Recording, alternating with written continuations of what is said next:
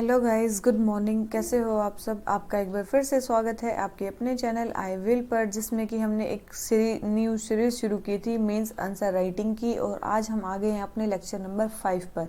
ठीक है, आज हमारे लेक्चर नंबर 5 में भी टोटल 20 क्वेश्चंस होने वाले हैं। ठीक है, तो हमारी सीरीज़ के साथ बने रहिए। अगर आपको वीडियो अच्छी लगे तो वीडियो को लाइक कर देना और चैनल को सब्सक्राइब करना मत भूलना। ठीक है, क्योंकि बहुत सारे बच्चे तो चैनल सब्सक्राइब करना ही भूल जाते हैं। तो चलिए शुरू करते हैं आज का पहला लेक्चर और पहला क्वेश्चन। पहला क्वेश्चन क्या बोलता है? Explaining the concept of silver economy, mention the steps which the government should undertake to strengthen it.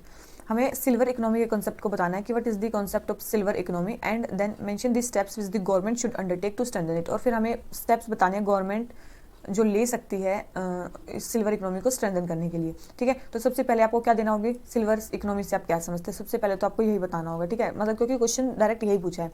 फिर क्या कर सकते हो आप? फिर आप उसके बारे में कुछ सिल्वर इकोनॉमी में बता सकते हो कि सिल्वर इकोनॉमी है, उसके बारे में कुछ फैक्ट्स बता सकते हो, डेटा कोट कर सकते हो। ठीक है, तो उसके बाद ये बता सकते हो, फिर बता सकते हो कि चलो ये सारी चीज़ें हैं। तो अब उसने बताया कि गवर्नमेंट स्ट्रेंथन करने के लिए क्या कर सकती है। अगर किसी चीज़ को स्ट्रेंथन करना है, इसका मतलब उसमें कुछ ना कुछ प्रॉब्लम्स हैं।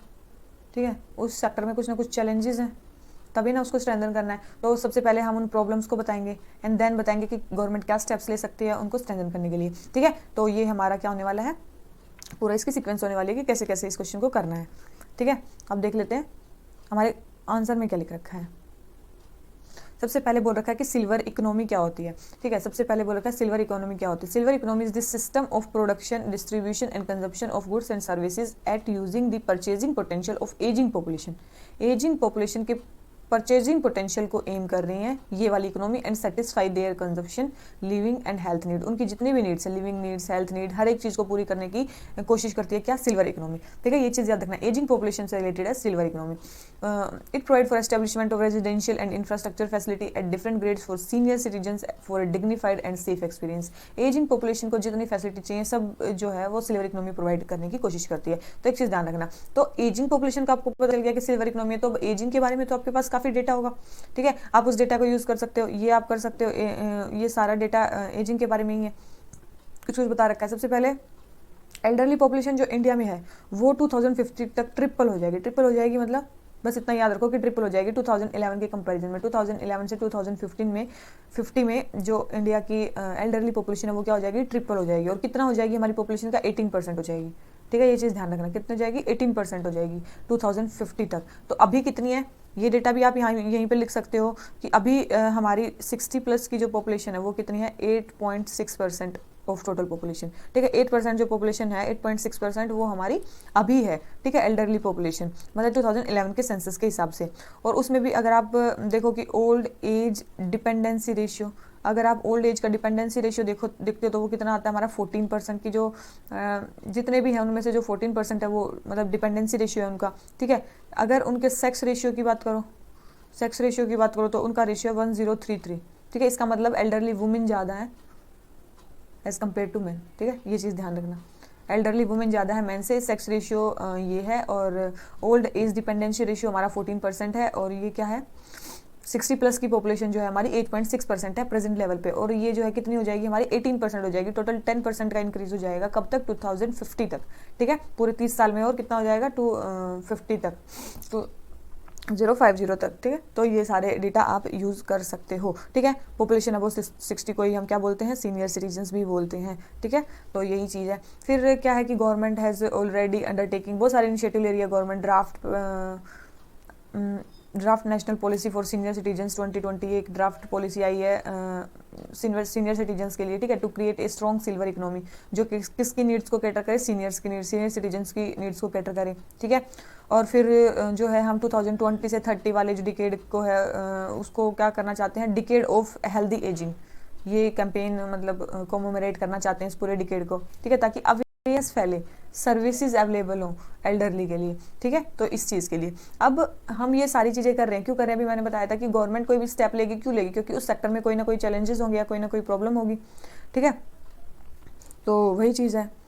तो हमें क्या सबसे पहले देखो ये है गवर्नमेंट स्टेप्स, सेवरल स्टेप्स जो गवर्नमेंट को लेनी चाहिए, लेकिन सबसे पहले आपको तो प्रॉब्लम्स का पता होना चाहिए। सबसे पहले उनको प्रॉब्लम्स क्या है, ठीक है। सबसे पहले उनको प्रॉब्लम्स हैं कि आपने सबसे पहले देखा कि फेमिनाइजेशन हो रहा है, एजिंग पॉपुलेशन में क्या हो रहा है, फेमिनाइजेशन होता है, फीमेल ज़्यादा हो रही है और मेल मतलब मेल कम है और फीमेल ज़्यादा हो रही है, सीनियर सिटीजन्स, ठीक है। फिर एक क्या होता है, हमारा जो वैल्यू सिस्टम डिग्रेड हो रहा है, वैल्यू सिस्टम डिग्रेड हो रहा है, उसके कारण क्या हो रहा है, और फिर जो इंडस्ट्रियल सोसाइटी आ रही है उसके कारण क्या हो रहा है, हमारी जो फैमिली है जॉइंट फैमिली से न्यूक्लियर फैमिली हो रही है, और न्यूक्लियर में भी जो बच्चे हैं वो छोड़ के चले जाते हैं, तो वो क्या होता है, उनको आइसोलेशन की प्रॉब्लम हो रही है, एलियनेट वो फील कर रहे हैं अपने ही घर में, ठीक है।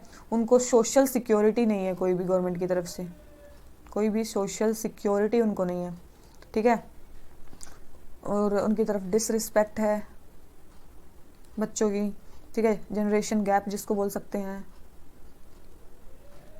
ठीक है। वो पॉवर्टी में जीते हैं, वो फिर वो अगर बुढ़ापे में वो कमा नहीं पाएंगे तो क्या वो पॉवर्टी में जिएंगे, ठीक है। सोशल सिक्योरिटी बेनिफिट्स उनके पास है नहीं, हाउसिंग से रिलेटेड प्रॉब्लम्स, हेल्थ से रिलेटेड प्रॉब्लम्स उनको रहती ही हैं, ठीक है। पिछली बार जो एल्डरली वाला बताया था उसमें मैंने हेल्थ बताई थी कि कितने परसेंट एजिंग पॉपुलेशन वालों को क्रोनिक डिजीज होती हैं, कुछ ऐसे हैं कुछ ऐसे हैं, ठीक है। मतलब 3 डेटा मैंने बताए थे, आप याद कर लेना। एजिंग पॉपुलेशन के 3 डेटा मैं वहाँ पे हेल्थ से रिलेटेड बता चुकी हूँ, ठीक है। तो अब गवर्नमेंट को क्या क्या स्टेप लेने चाहिए, सबसे पहले addressing the health mental health challenges once elderly retire, जैसे ही एल्डरली रिटायर होते हैं तो उनके मेंटल हेल्थ जो चले, नॉर्मल हेल्थ, फिजिकल हेल्थ और मेंटल हेल्थ दोनों को वो करना चाहिए, एड्रेस करना चाहिए, ठीक है। Catering to the retiree job market and creating opportunity, अगर मान ली 60+ रिटायर हो जाते हैं लेकिन अगर वो फिर उसके बाद भी कुछ काम करना चाहते हैं तो उसके लिए भी एक मार्केट क्रिएट करो, उनके लिए जॉब अपॉर्चुनिटीज़ क्रिएट करनी चाहिए, ठीक है। और सीनियर केयर को, मतलब जो सीनियर सिटीजन की केयर को भी एक सेक्टर मानना चाहिए, ठीक है। अभी तक तो मतलब जो बजट जो है सीनियर केयर के लिए एक्स्ट्रा बजट नहीं निकलता, तो सीनियर केयर को भी एक सेक्टर मानना चाहिए। टैक्स इंसेंटिव प्रोवाइड करने चाहिए, जो भी जैसे कि होम लोन्स हो गए, होम कार्स वगैरह वो खरीदते हैं, ठीक है। इन प्रोडक्ट्स में लो कॉस्ट उनको फंडिंग होनी चाहिए, उनको लोन्स जो है सस्ते में मिलने चाहिए, ठीक है। उसके बाद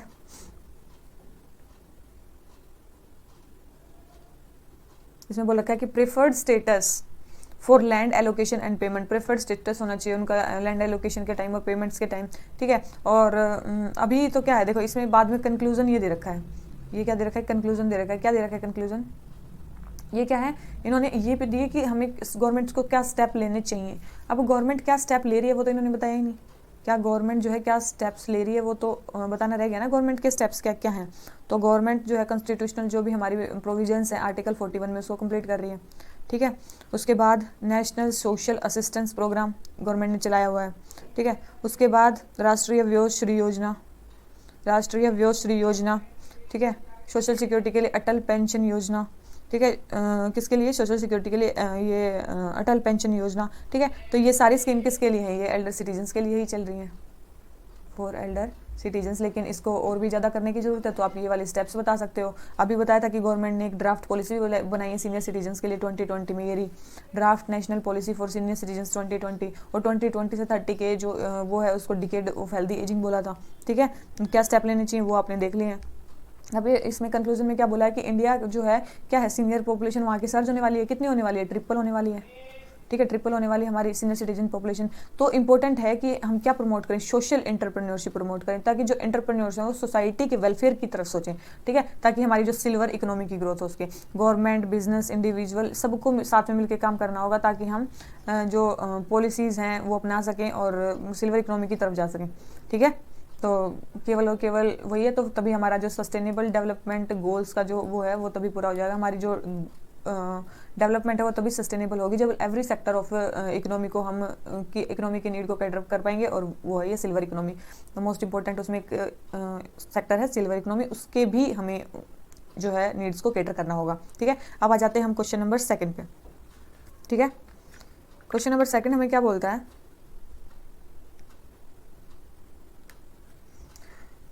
discuss the achievements of national commission for सफाई कर्मचारी। नेशनल कमीशन फॉर सफाई कर्मचारी की अचीवमेंट्स को हमें क्या करना है, डिस्कस करना है। सबसे पहले तो उसने क्या क्या अचीव किया है, towards ameliorating the condition of manual scavenging in India, what other steps can be taken in this direction. सबसे पहले क्या बता सकते हो आप, तो डायरेक्ट क्वेश्चन ही बताना है कि सबसे पहले आप थोड़ा बहुत नेशनल कमीशन फॉर सफाई कर्मचारी के बारे में ही बता सकते हो कि ये क्या है। नेशनल कमीशन फॉर सफाई कर्मचारी का एक नॉन स्टैट्यूटरी बॉडी है, सफाई कर्मचारियों के वेलफेयर को देखने के लिए और रिकमेंडेशन देने के लिए गवर्नमेंट को कि व्हाट कैन बी डन, ठीक है। इसकी अचीवमेंट्स क्या हैं, इसकी अचीवमेंट्स क्या हैं, ठीक है। सबसे पहले तो इसकी मेन अचीवमेंट यही है कि ये कमीशन बना, इससे पता चलता है कि गवर्नमेंट ने एक्सेप्ट किया कि येस इंडिया में मैनुअल स्कैवेंजिंग हो रही है।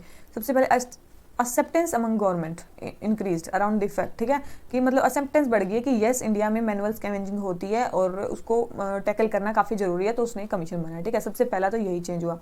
उसके बाद जो बहुत सारे सफाई कर्मचारी हैं उनको प्रोविज़न होगा कि उनको सेफ्टी किट्स दी जाएंगी अगर वो करते हैं तो, ठीक है। उनके रेगुलर हेल्थ चेकअप्स होंगे, ठीक है। और मिनिमम एज एक्ट में स्वीपिंग एंड क्लीनिंग, जो मैनुअल स्कैवेंजिंग है, स्वीपिंग एंड क्लीनिंग का जो वो है एक्टिविटी है, वो किसके अंदर आ गई, मिनिमम वेज एक्ट के अंदर उसको इंक्लूड कर दिया गया, ठीक है।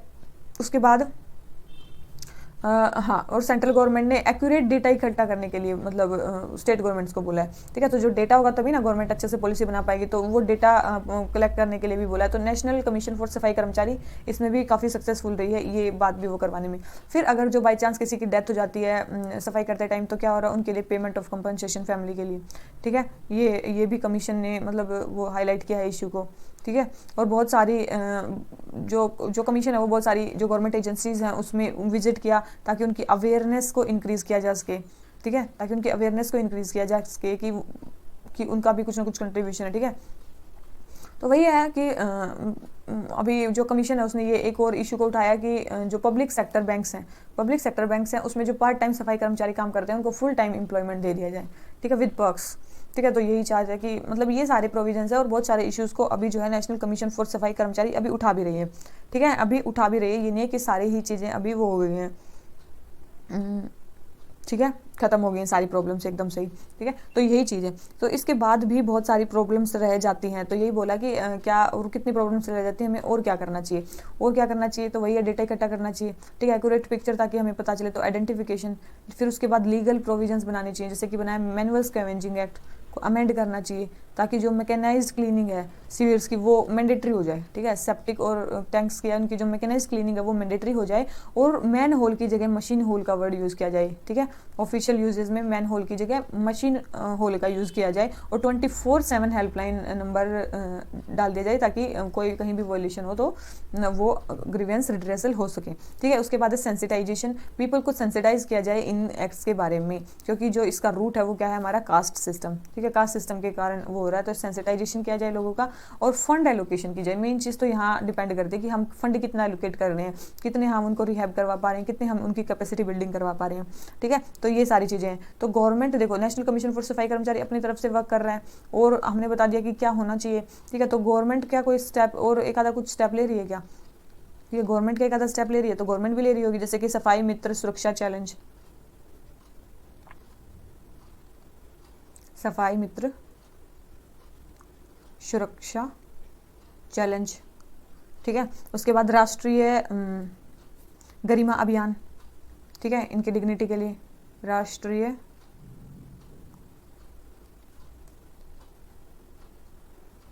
गरिमा अभियान, सोशल जस्टिस के लिए काफ़ी जरूरी है। आप सोशल जस्टिस वर्ड का भी यहाँ यूज़ कर सकते हो, ठीक है। आर्टिकल 21 का यूज़ कर सकते हो, right to life and dignity article 21 में हमारे फंडामेंटल राइट है, तो वो किसी से भी नहीं छीना जा सकता है, ठीक है।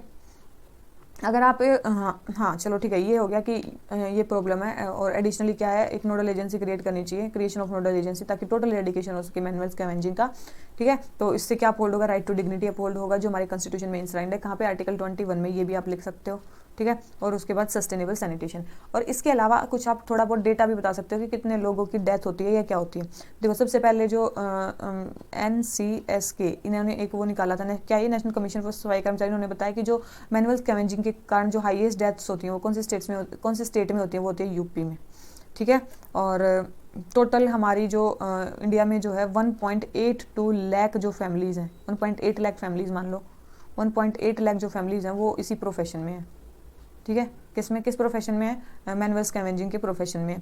और उसके बाद ministry of social justice and empowerment, इसका तो आपने सुना होगा, ministry of social justice and empowerment, इन्होंने बोला है कि लास्ट 5 ईयर्स में टोटल 376 जो डेथ्स हैं वो किसके कारण हुई हैं, मैनुअल स्कैवेंजिंग के कारण हुई हैं, ठीक है। कब, लास्ट 5 ईयर्स में, ठीक है। ये आप डेटा यूज़ कर सकते हो, तो ये थोड़ा बहुत डेटा आप यूज़ कर सकते हो इस क्वेश्चन के लिए अगर कहीं आ जाता है तो, ठीक है। तो ये हमारा डेटा हो गया। कौन सा आर्टिकल आप यूज़ कर सकते हो, आर्टिकल तो आप आर्टिकल 21 साथ में आर्टिकल 15 और आर्टिकल 17 ये भी यूज़ कर सकते हो, अनटचेबिलिटी वाला, ठीक है। या फिर गवर्नमेंट उनको रिजर्वेशन प्रोवाइड कर सकती है जॉब्स में, ताकि वो उन जॉब से निकल के दूसरी जॉब्स में लगे, ठीक है, सेंसिटाइजेशन, अवेयरनेस, ठीक है, तो वही चीज़ है। तो ये हो गया हमारा सेकंड क्वेश्चन कंप्लीट। आ जाते हैं क्वेश्चन नंबर 3 पे। Bring the reasons behind growing mental health related issues. Mental health related issues जो इंक्रीज हो रहे हैं, हमें उसके रीजंस बताने हैं। दूसरी चीज़, also suggest some steps that can further be taken by India in this regard, और स्टेप्स क्या लिए जा सकते हैं, ठीक है, इंडिया में। सबसे पहले मेंटल हेल्थ के बारे में अगर बात करो तो इसमें कुछ ना कुछ फैक्ट्स दिए गए, जैसे कि 2017 में 1 among every 7 people in India had mental disorder. 2017 में 7 में से हर एक लोग को क्या था, मेंटल डिसऑर्डर था। आप ऐसे याद कर सकते हो, मतलब ये 2017 में हर 7 लोगों में से एक को क्या था, मेंटल डिसऑर्डर था, ठीक है, माइल्ड से सीवियर कितना भी आप बोल सकते हो। तो ये हमारा एक डेटा हो गया, ठीक है। और जैसे ही मतलब इंडियन साइकेट्रिस्ट सोसाइटी ने बताया कि within a week of start of lockdown, जैसे ही लॉकडाउन स्टार्ट हुआ उसके एक वीक के अंदर जो मेंटल इलनेस के केस थे वो 20% इंक्रीज हो गए थे। मेंटल इलनेस के केस कितने इंक्रीज हो गए थे, 20% इंक्रीज हो गए थे, ठीक है। तो ये चीज़ है। तो हमारे पास क्या हो गया, सबसे पहले हमने मेंटल हेल्थ का थोड़ा बहुत डेटा दे दिया है कि मेंटल हेल्थ का डेटा की है कितना। फिर हमसे बोला था कि रीजंस बताने हैं कि mental health related issues India में क्यों बढ़ रहे हैं, ठीक है। तो सबसे पहले इग्नोरेंस एंड मतलब बाई चांस हो भी जाता है तो उससे सोशल स्टिग्मा को मतलब सोशल स्टिग्मा उसको माना जाता है, ठीक है, क्योंकि लोगों में अवेयरनेस नहीं है उसके बारे में, तो काउंसलिंग के लिए लोग जाते ही नहीं है, ठीक है। अर्बनाइजेशन इतना ज़्यादा हो रहा है, मॉडर्नाइजेशन हो रहा है, तो लोग क्या है, मतलब लोगों में मेंटल प्रॉब्लम्स ज़्यादा हो रही है, मतलब स्ट्रेस ज़्यादा हो रहा है, टेंशन ज़्यादा हो रही है, ठीक है। तो उसके कारण क्या है, लोग एलियनेट हो रहे हैं, अपने घरों में एलियनेशन का प्रॉब्लम हो रहा है, एलियनेशन, आइसोलेशन, सोसाइटी से अलग हो गए हैं, ठीक है। लैक ऑफ हेल्थ इंफ्रास्ट्रक्चर की कमी है, ठीक है। मेंटल हेल्थ में क्या है, हमें हेल्थ इंफ्रास्ट्रक्चर की कमी है कि इतने ज़्यादा है ही नहीं मेंटल हेल्थ पे, जो गवर्नमेंट है ओनली 33 पैसा पर मेंटल हेल्थ पेशेंट खर्च करती है। तो इसमें क्या होगा, मेंटल हेल्थ की जो प्रोफेशनल है वो तो बहुत ज़्यादा महंगे होते हैं, ठीक है, इनका जो वो होता है वो काफ़ी ज़्यादा एक्सपेंसिव होता है, ठीक है। उसके बाद आता है हमारा जेंडर डिस्क्रिमिनेशन। फीमेल्स को ज़्यादा एंजाइटी डिसऑर्डर्स, डिप्रेशन डिसऑर्डर ज़्यादा होते हैं क्योंकि they face gender discrimination, violence, sexual abuse, antenatal and postnatal stress, adverse social control norms जो भी होते हैं उनके कारण, ठीक है। ओल्ड एज इश्यूज़, उनमें भी मेंटल हेल्थ डिसऑर्डर हो सकते हैं। सोशियो इकोनॉमिक बैकग्राउंड और भी, जैसे कि पॉवर्टी के कारण भी हो सकता है, अनएम्प्लॉयमेंट के कारण भी हो सकता है, social discrimination, drug abuse, online abuse जो भी है, इन सब के कारण क्या हो सकता है, हमारे ये रीजंस हो सकते हैं कि जो हमें वो हो रहा है। इसके अलावा हम देखो, ये हमने बता दिया कि बजट की कम हो रही है, एक्सपेंसिव है, ठीक है, स्पेशलिस्ट का कॉस्ट बहुत ज़्यादा। तो ये हो गया हमारे रीजंस की क्या है, मेंटल हेल्थ रिलेटेड इश्यूज़ के रीजंस क्या है, ठीक है। गवर्नमेंट मतलब स्टेप्स क्या लिए जा सकते हैं इस रिगार्ड में। तो सबसे पहले एक्टिव पॉलिसी इंटरवेंशन, सबसे पहले मेंटल हेल्थ के लिए पॉलिसी ही बनाई जा सकती है।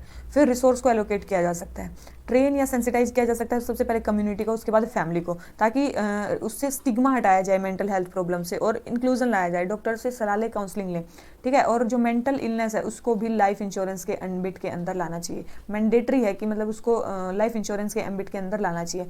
उसके बाद क्या क्या हो सकता है, जो हेल्थ केयर प्रोफेशनल हैं उनके थ्रू जो है मतलब जो मेंटल हेल्थ केयर इंटरवेंशन हो सकती है, ठीक है, मेंटल हेल्थ केयर इंटरवेंशन हो सकती है। उसके बाद एडोलेसेंट में को रेजिलिएंट बना देना चाहिए इन सब इश्यूज़ से, कि मतलब जो एडोलेसेंट हैं, यंग पीपल हैं, उनको तो मेंटल हेल्थ प्रॉब्लम होनी ही नहीं चाहिए, इसलिए school based mental health programme को आप शुरू कर सकते हो, जैसे कि हैप्पीनेस करिकुलम का एग्जांपल दे सकते हो, happiness curriculum in Delhi schools, Delhi government schools, ठीक है। तो आप इसका एग्जांपल दे सकते हो। उसके बाद आप डिजिटली मेडिएटेड थेरेपी, बहुत सारे लोग बाहर जाना पसंद नहीं करते हैं, ठीक है, उनके पास इतने पैसे नहीं होते, तो डिजिटली मेडिएटेड थेरेपी आप यूज़ कर सकते हो, टेलीसाइकेट्री आप यूज़ कर सकते हो, और फिजिकल एक्टिविटी का प्रमोशन कर सकते हो। मतलब डॉक्टर्स बताएंगे तो लोग ज़्यादा करते हैं, नॉर्मल आप बताओगे तो नहीं करेंगे, तो योगा, माइंडफुलनेस टेक्निक्स जो भी हैं ये मेंटल हेल्थ के लिए आप यूज़ कर सकते हो, ठीक है। उसके बाद बहुत सारे लोग ड्रग्स का वगैरह का यूज़ करते हैं, तो जो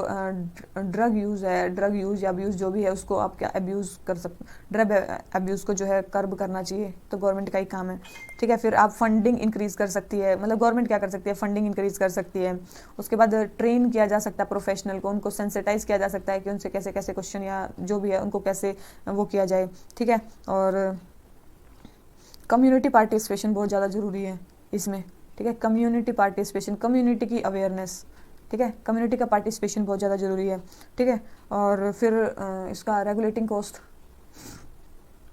ठीक है। तो ये सारे स्टेप्स जो है लिए जा सकते हैं इसके बारे में, ठीक है। एक दो स्टेप गवर्नमेंट ने लिए भी हैं, क्या कौन सा कि गवर्नमेंट ने एक मनोदर्पण मतलब एक लॉन्च किया है, किसने ये किया है, मिनिस्ट्री ऑफ एजुकेशन ने, ठीक है। आत्मनिर्भर भारत अभियान के अंडर साइकोलॉजिकल सपोर्ट प्रोवाइड करने के लिए स्टूडेंट्स, टीचर, फैमिली सबको, ठीक है। तो वही है कि गवर्नमेंट ने एक national mental health care act भी इनेक्ट किया है, national mental health care health programme भी है, national mental health care programme भी है, ठीक है। तो ये दोनों एक्ट भी और प्रोग्राम भी दोनों गवर्नमेंट ने लॉन्च किए हैं। उसके अलावा बहुत सारे ऑनलाइन पोर्टल भी गवर्नमेंट लॉन्च कर रही है, जैसे कि मनोदर्पण हो गया, ये भी साइकोलॉजिकल सपोर्ट के लिए है, ठीक है। और स्टेप्स क्या लिए जा सकते हैं वो हमने ऊपर देख ही लिए हैं, ठीक है।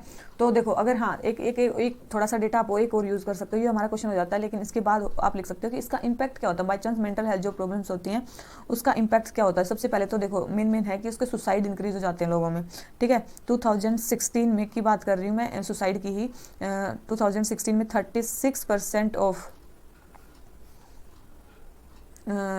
वुमेन ऑफ ग्लोबल वुमेन, मतलब ग्लोबल वुमेन का 36% सुसाइड जो है इंडिया में इंडियन वुमेन ने किए थे और 24% मैन ने किए। तो देखो सुसाइड की प्रॉब्लम इंडिया में कितनी ज़्यादा, और बहुत सारे जो स्ट्रेस होते हैं वो मेंटल हेल्थ इश्यूज़ के कारण होते हैं, ठीक है। फिर क्या होता है, इसका इम्पैक्ट क्या होता है, अगर बच्चा अगर तो मेंटल हेल्थ सही नहीं होगी तो वो लर्निंग आउटकम्स उसके बहुत कम होंगे, ठीक है। लर्निंग आउटकम्स के बारे में बात कर सकते हो, अगर लर्निंग आउटकम्स कम होंगे तो बाद में वो उसको जॉब वगैरह नहीं मिलेगी, अगर जॉब नहीं मिलेगी अनएम्प्लॉयमेंट होगा तो क्या होगा, पॉवर्टी आएगी, क्योंकि इनकम तो होगी नहीं, अगर इनकम नहीं होगी तो पॉवर्टी में चले जाएंगे वो, और पॉवर्टी तो विशियस साइकिल ऑफ पॉवर्टी चलता है, ठीक है। समटाइम्स अगर मेंटल हेल्थ के कारण और भी ज़्यादा बर्डन ऑफ डिजीज हो जाएगा, एक बीमारी दूसरी बीमारी तीसरी बीमारी, पता ही नहीं चलेगा कि बीमारी क्या चल रही है। तो ऐसे बहुत सारे इंपैक्ट हो सकते हैं मेंटल हेल्थ के, तो इनको प्रिवेंशन करना बहुत इनका जरूरी है, ठीक है। तो हमने रीज़न बता दिए थे कि मेंटल हेल्थ के रीजंस क्या हैं, ठीक है, लेकिन हमें इम्पैक्ट भी बताना पड़ेगा। इसके बीच में आप इम्पैक्ट लिख सकते हो कि इससे इम्पैक्ट बहुत नेगेटिव है, इसलिए इसको कंट्रोल करना बहुत जरूरी है, स्टेप्स लेने बहुत जरूरी है। फिर आप ये स्टेप लिख सकते हो, ठीक है। उसके बाद आप कंक्लूजन में आ सकते हो कि गवर्नमेंट क्या थोड़े बहुत स्टेप ले रही है, ठीक है। तो ये सारी चीज़ें हैं हमारे इसमें। अब आ जाते हैं किसमें, क्वेश्चन नंबर 4 पे। क्वेश्चन नंबर 4 हमें क्या बोलता है, India faces triple burden of mall nutrition. देखो एक यूनिसेफ की रिपोर्ट आई है, किसकी आई है, यूनिसेफ, ठीक है।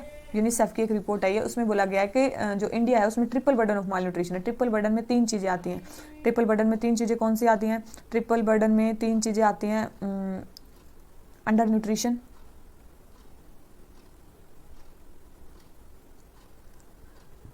हिडन हंगर, ठीक है, और ओवरवेट चिल्ड्रन, ओवरवेट चिल्ड्रन, ठीक है। ये 3 चीज़ें आती हैं किसमें, यूनिसेफ के ट्रिपल बर्डन ऑफ मालन्यूट्रिशन में। और बोल रहा है यूनिसेफ की रिपोर्ट कि India faces the triple burden of malnutrition, ठीक है, दैट थ्रेटन, मतलब जिससे जो डराता है, to erode the growth and development of human resource and economy, जिससे कि क्या होगी, हमारी जो ग्रोथ एंड डेवलपमेंट है ह्यूमन रिसोर्स की, इकोनॉमी की, वो क्या हो जाएगी, इरोड हो जाएगी, ठीक है। तो हमें एक्सप्लेन करनी है स्टेटमेंट, और हमें नेशनल न्यूट्रिशन स्ट्रेटजी का भी जिक्र करना है यहाँ पे न्यूट्रिशनल चैलेंजेस को ओवरकम करने के लिए, ठीक है। तो सबसे पहले तो आप जो इसमें फैक्ट लिख रखे हैं किसके बारे में, इसी के बारे में, वही लिख सकते हो। यूनिसेफ ने मतलब state of world children report निकाली, उसमें उसने triple burden of male nutrition की बात की, जिसमें अंडर न्यूट्रिशन, हिडन हंगर और ओवरवेट चिल्ड्रन की बात की है, ठीक है। तो सबसे पहले तो यही हो गया कि क्या क्या मतलब है, ठीक है, वो है।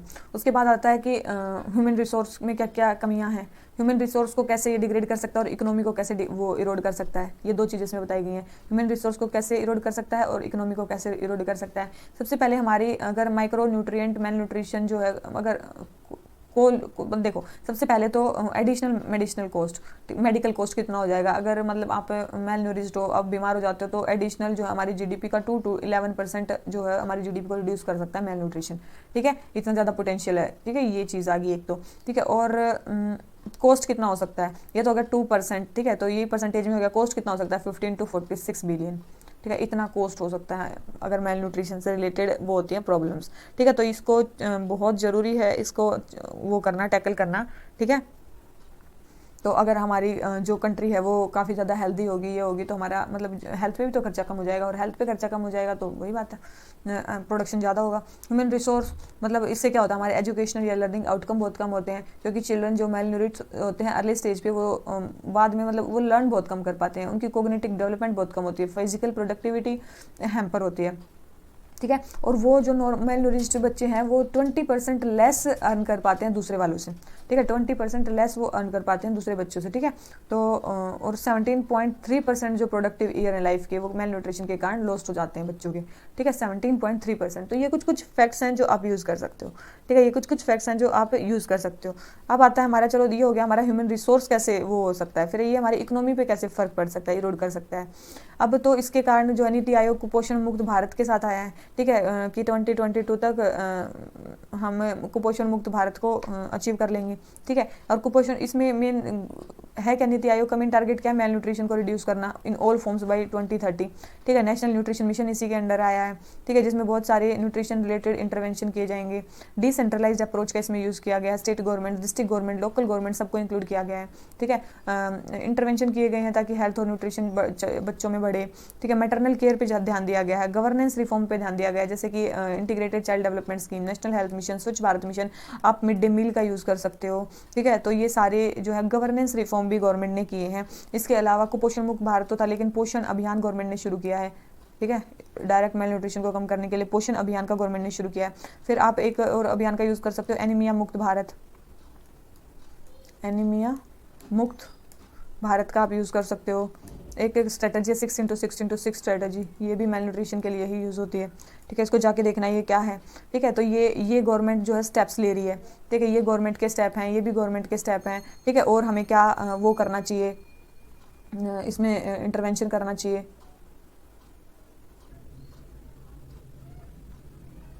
इसके बाद क्या है, इसके बाद आप देखो ये हो गई गवर्नमेंट ने क्या स्टेप्स लिए हैं, इसके अलावा और क्या स्टेप लिए जा सकते हैं, ठीक है। इसके अलावा और क्या स्टेप लिए जा सकते हैं, सबसे पहले आ सकती है अवेयरनेस फैलाई जा सकती है, ठीक है, कि मेल न्यूट्रिशन के बारे में। दूसरी चीज़ फूड इन्वायरमेंट क्रूशियल है, फूड इन्वायरमेंट, किस टाइप का फूड हमें खाना चाहिए, ठीक है। न्यूट्रिशियस डाइट की डिमांड इंक्रीज की जा सकती है, डिमांड फॉर न्यूट्रिशियस डाइट, ठीक है, ये इंक्रीज की जा सकती है। सपोर्टिव सिस्टम को वो किया जा सकता है, सपोर्टिव सिस्टम को भी गवर्नमेंट को वो करना चाहिए, क्या उस पर भी फंडिंग इंक्रीज करनी चाहिए, उस पर भी ध्यान देना चाहिए, जैसे कि वाटर हो गया, सैनिटेशन हो गया, जिसके कारण मेन प्रॉब्लम होती है। और भी मतलब मेल न्यूट्रिशन तो प्रॉब्लम है ही, साथ में वाटर, सैनिटेशन, ठीक है, हेल्थ, इन सब पे और ध्यान देना चाहिए। डेटा कलेक्शन एक प्रॉपर होना चाहिए, एक जो है डेटा कलेक्शन गवर्नमेंट का प्रॉपर होना चाहिए, ताकि हमें एक्चुअल नंबर में पता चल सके कि टोटल इंडिया में मेल न्यूट्रिशन कितना है, और जो भी सर्वे निकले हैं उनकी प्रॉपर वो होनी चाहिए, गवर्नमेंट को उसको देख के ही पॉलिसीज बनानी चाहिए। अब चलो ये तो है कि हमें क्या करना चाहिए, व्हाट शुड बी देयर, हमने देख लिया कि गवर्नमेंट स्टेप्स क्या हैं। तो मेल न्यूट्रिशन है क्यों, what are the causes of malnutrition, ठीक है। इंडिया में मतलब कॉजेज हैं क्या, सबसे पहले poor quality of children diet, सबसे बड़ा कॉज है poor quality of children diet जो है चिल्ड्रन की, उसकी क्वालिटी जो है बहुत पुअर है, ठीक है। 2 in 3 जो है वो है न्यूट्रिशियस डाइट नहीं खाते, मतलब 3 में से जो 2 बच्चे हैं वो क्या नहीं खाते, न्यूट्रिशियस डाइट नहीं खाते हैं, ठीक है। उसके अलावा प्रोसेस्ड फूड्स का बहुत ज़्यादा कल्चर चल गया है, प्रोसेस्ड फूड, ठीक है।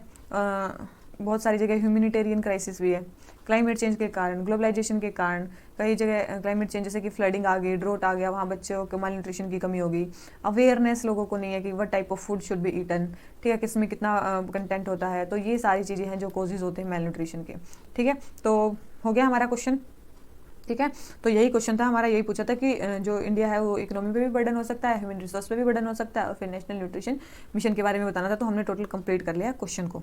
आ जाते हैं क्वेश्चन नंबर 5 पे, क्या बोलता है, to empower persons with disability को एम्पावर करने के लिए it is imperative to shift from charity based approach to right based approach.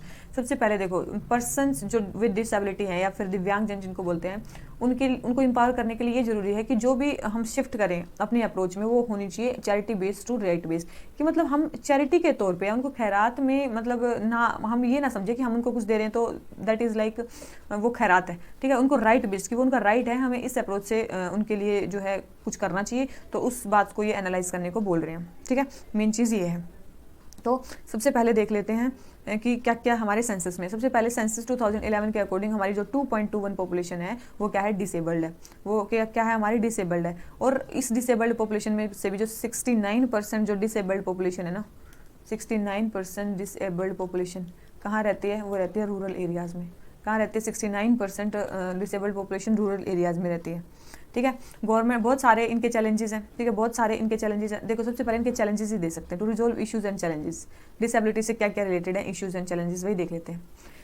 क्या क्या चैलेंजेस हैं इनके? सबसे पहले देख सकते हो कि इनके लिए प्रॉपर इंफ्रा डेवलप नहीं होता डिसेबल्स के लिए। ठीक है, कोई अलग ट्रैक्स नहीं है, कुछ नहीं है इंडिया में। ठीक है, फिर अवेयरनेस नहीं है लोगों में, सेंसिटाइजेशन नहीं है इनके लिए। ठीक है, इनका जो ट्रीटमेंट होता है वो भी काफ़ी ज़्यादा एक्सपेंसिव होता है। ठीक है, डेटा बहुत कम है इनके बारे में। उसके अलावा अगर बात करें, डिस्क्रिमिनेशन इनके साथ होता है, डिस्क्रिमिनेशन। ठीक है, डिस्क्रिमिनेशन इनके साथ होता है। उसके बाद ये जो सब्जेक्ट है ये है हमारा स्टेट लिस्ट में। कहाँ ये हमारा सब्जेक्ट? ये हमारा स्टेट लिस्ट में सब्जेक्ट है। तो सेंट्रल गवर्नमेंट कोई भी पॉलिसी बनाए, जब तक स्टेट गवर्नमेंट उसको इम्प्लीमेंट नहीं करेंगी तो प्रॉब्लम सॉल्व नहीं होएगी। ठीक है, और इनका जो है पॉलिटिकल रिप्रेजेंटेशन भी कम है। पॉलिटिकल मतलब जो डिसेबल्ड पर्सन है उनका जो पॉलिटिकल रिप्रेजेंटेशन वो भी बहुत कम है, मतलब लेस देन 1% है। ठीक है, 1% से भी कम इनके पॉलिटिकल रिप्रेजेंटेशन है। उसके बाद अगर मतलब ये डिसेबल हैं तो इनके लिए एम्प्लॉयमेंट की अपॉर्चुनिटीज़ बहुत कम है। तो इनमें क्या है? अनएम्प्लॉयमेंट बहुत ज़्यादा है। ठीक है, अनएम्प्लॉयमेंट बहुत ज़्यादा है, और अनएम्प्लॉयमेंट ज़्यादा है तो इनमें पॉवर्टी ज़्यादा है। पॉवर्टी ज़्यादा है। सोशल सिक्योरिटी है भी और नहीं भी। ठीक है, कहीं है कहीं नहीं है। तो भाई ये तो ये है क्या है? Challenges, issues and challenges related with disabled population. ठीक है, तो अब गवर्नमेंट क्या एक एक्ट के साथ आई है, rights of person with disability act 2016। इस एक्ट में क्या किया गया? जो नंबर ऑफ डिसेबिलिटीज़ हैं, जैसे कि पहले मान ली केवल 7 बीमारियों को या 7 डिसेबिलिटीज़ को डिसेबिलिटीज़ माना जाता था, अब वो नंबर 21 कर दिया गया है। ठीक है, और जो है रिजर्वेशन जो है वो 4% इंक्रीज़ कर दिया गवर्नमेंट जॉब में, और 5% कर दिया हायर एजुकेशन इंस्टीट्यूशंस में। जॉब्स में कितना 3 से 4% कर दिया, और जो हायर एजुकेशन इंस्टीट्यूशन है उसमें 3 से 5% जो है डिसेबल के लिए रिजर्वेशन कर दिया गया है। ठीक है, तो ये क्या है? ये गवर्नमेंट स्टेप्स, मतलब गवर्नमेंट ने एक्ट बनाया तो वही गवर्नमेंट स्टेप्स ही मान लो। ठीक है, ये गवर्नमेंट स्टेप्स हैं।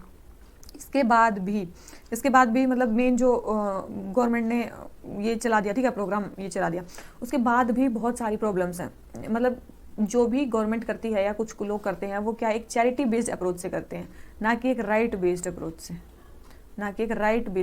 ठीक है, क्योंकि राइट बेस्ड अप्रोच बहुत ज़रूरी है इनकी प्रॉब्लम को सोल्व करने के लिए। इनकी मेन प्रॉब्लम है कि देख लो क्या बोल रखा है इसमें, अंडर दिस अप्रोच, इसके अंदर क्या होता है, मतलब चैरिटी बेस्ड अप्रोच में बोल रहे हैं कि पावर रिलेशनशिप होता है गिवर और रिसीवर के बीच में। ठीक है, where the giver voluntary fulfils the needs of beneficiary. वो मतलब जो गिवर है वो जो चाहता है वही उनकी नीड पूरी कर पाएगा। ठीक है, अपनी मर्जी से करता है। ठीक है, इससे क्या हो जाती है? डिसेबल अपनी चॉइस से बेनिफिट्स नहीं ले सकते हैं। ठीक है, इसकी ये प्रॉब्लम है। The approach gives an impression, मतलब इस अप्रोच चैरिटी बेस्ड अप्रोच से ये भी इंप्रेशन पड़ता है कि जो प्रॉब्लम है वो रोलिंग आउट डोल्स मतलब खैरात देने से सोल्व हो सकती है या हो जाती है, और हमें कुछ करने की जरूरत नहीं है। यही रूट कोज है इस प्रॉब्लम का। ठीक है, ये नहीं है कि आप खैरात में कुछ दे दोगे तो उसी से मतलब ये प्रॉब्लम सोल्व हो जाएगी, नहीं, ये प्रॉब्लम नहीं सोल्व होगी। ठीक है, जैसे डिस्क्रिमिनेशन जैसा पॉइंट है वो थोड़ी ना आप पैसे देने से खत्म होगा, तभी लोग डिस्क्रिमिनेट करते हैं। ठीक है, उसके अलावा lake of disability prevention orientation, कि हमें डिसेबिलिटी हो ही ना उससे रिलेटेड प्रोविजंस बहुत कम है, मतलब उसकी तरफ गवर्नमेंट सोच ही नहीं रही है। ठीक है, स्टेट स्पॉन्सर्ड पॉलिसी स्कीम्स उस तरफ नहीं आ रही है। इग्नोरेंस है सोसाइटी से भी, स्टेट से भी, जो पर्सन विद डिसेबिलिटी है, कि ताकि बाई चांस अगर हमें मतलब वो वाली हमें टेक्नोलॉजी इंप्रूव करनी पड़ेगी, जिसके लिए क्या करनी पड़ेगी? टेक्नोलॉजी इंप्रूव करनी पड़ेगी, ताकि जो बच्चे हैं उनका फिटस के टाइम पे ही पता चल सके कि मतलब कि हाँ इसमें कोई डिसेबिलिटी होने वाली है नहीं होने वाली है, तो एबॉर्शन रूल को उसके हिसाब से किया जाए ताकि पेरेंट्स पे भी बर्डन ना बढ़े और मतलब वो भी ना हो। ठीक है, तो ऐसी मतलब वो चीज़ करनी हमें चाहिए। उसके अलावा अगर बच्चे हो जाते हैं तो फिर हमें उसकी टोटल केयर करनी चाहिए, उनके राइट बेस्ड अप्रोच का यूज़ करना चाहिए, ना कि हमें चैरिटी बेस्ड अप्रोच का। जो राइट बेस्ड अप्रोच है वो एक न्यू प्रोग्रेसिव पैराडिम लाएगी डिसेबल्स के लिए, कि ये उनका मतलब चैरिटी बेस्ड नहीं, खैरात में नहीं दे रहे, इट इज़ देयर राइट।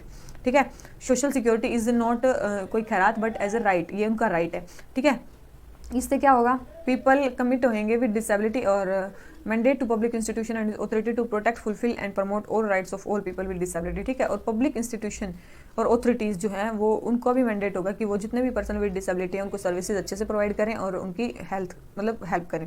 ठीक है, अभी तक जो है डिसेबिलिटी के इशू जो है ओनली मिनिस्क्यूल स्पेस में मतलब बहुत ही कम पॉलिसीज बनती है। मेन चीज़ है कि राइट बेस्ड अप्रोच जो है वो एटीट्यूडिनल चेंज लाएगी, इंस्टीट्यूशनल चेंज लाएगी हमारी ब्यूरोक्रेसी में।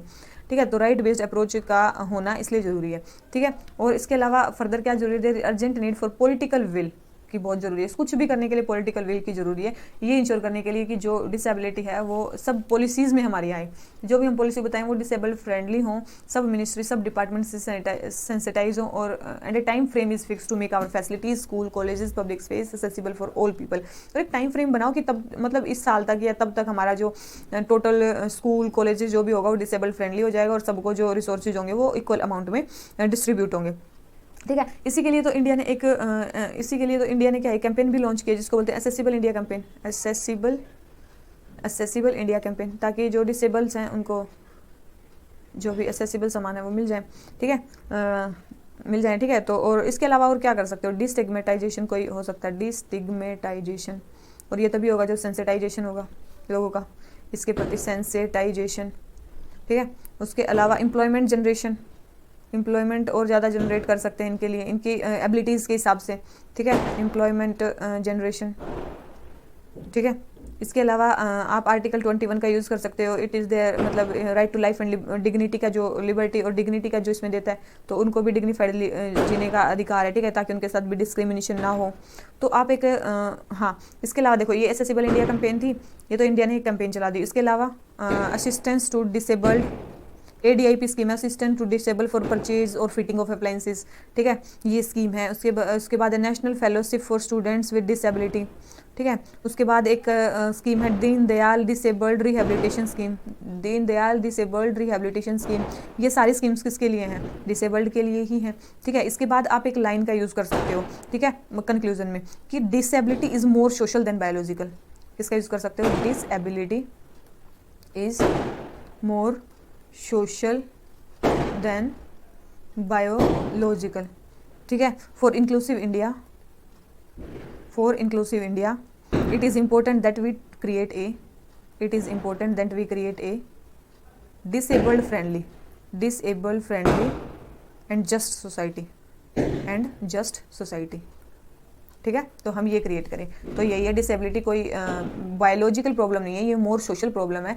तो इंक्लूसिव इंडिया के लिए इंपॉर्टेंट है कि हम एक डिसेबल फ्रेंडली इन्वायरमेंट क्रिएट करें, जस्ट सोसाइटी क्रिएट करें। ठीक है, तो ये सारी चीज वर्ड्स या स्कीम्स या फिर ये आप कंक्लूजन में यूज़ कर सकते हो। आ जाते हैं हम किस पे, क्वेश्चन नंबर 6 पे, discuss the status of paternity leave का। हमें स्टेटस को पता करना है, उसका सिग्निफिकेंस बताना है कि पैटर्निटी लीव मिलती है तो उसका सिग्निफिकेंस क्या है, और चैलेंजेस बताने हैं उसमें क्या क्या चैलेंजेस हैं। ठीक है, आ जाते हैं क्या, सबसे पहले पैटर्निटी लीव का मतलब क्या होता है। पैटर्निटी लीव का मतलब होता है paid leave period reserved exclusively for fathers in relation to child birth. Paid leave period जो एक्सक्लूसिवली रिजर्व होता है फादर्स के लिए in relation to child birth.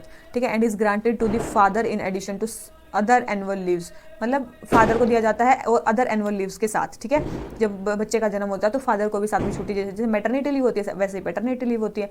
India में उसका क्या स्टेटस है, कोई लीगल स्टेटस तो है नहीं, कोई लीगल प्रोविजन नहीं है। जितने भी ऑल इंडियन और सेंट्रल सिविल सर्विसेज के जो एम्प्लॉयज़ होते हैं उनको 15 डेज़ की पैटर्निटी लीव दी जाती है। ठीक है, और ये मतलब पैटर्निटी लीव दी जाती है। जब आप अडॉप्शन करते हो तब भी ये केस हो सकता है कि आपको पैटर्निटी लीव दी जाए।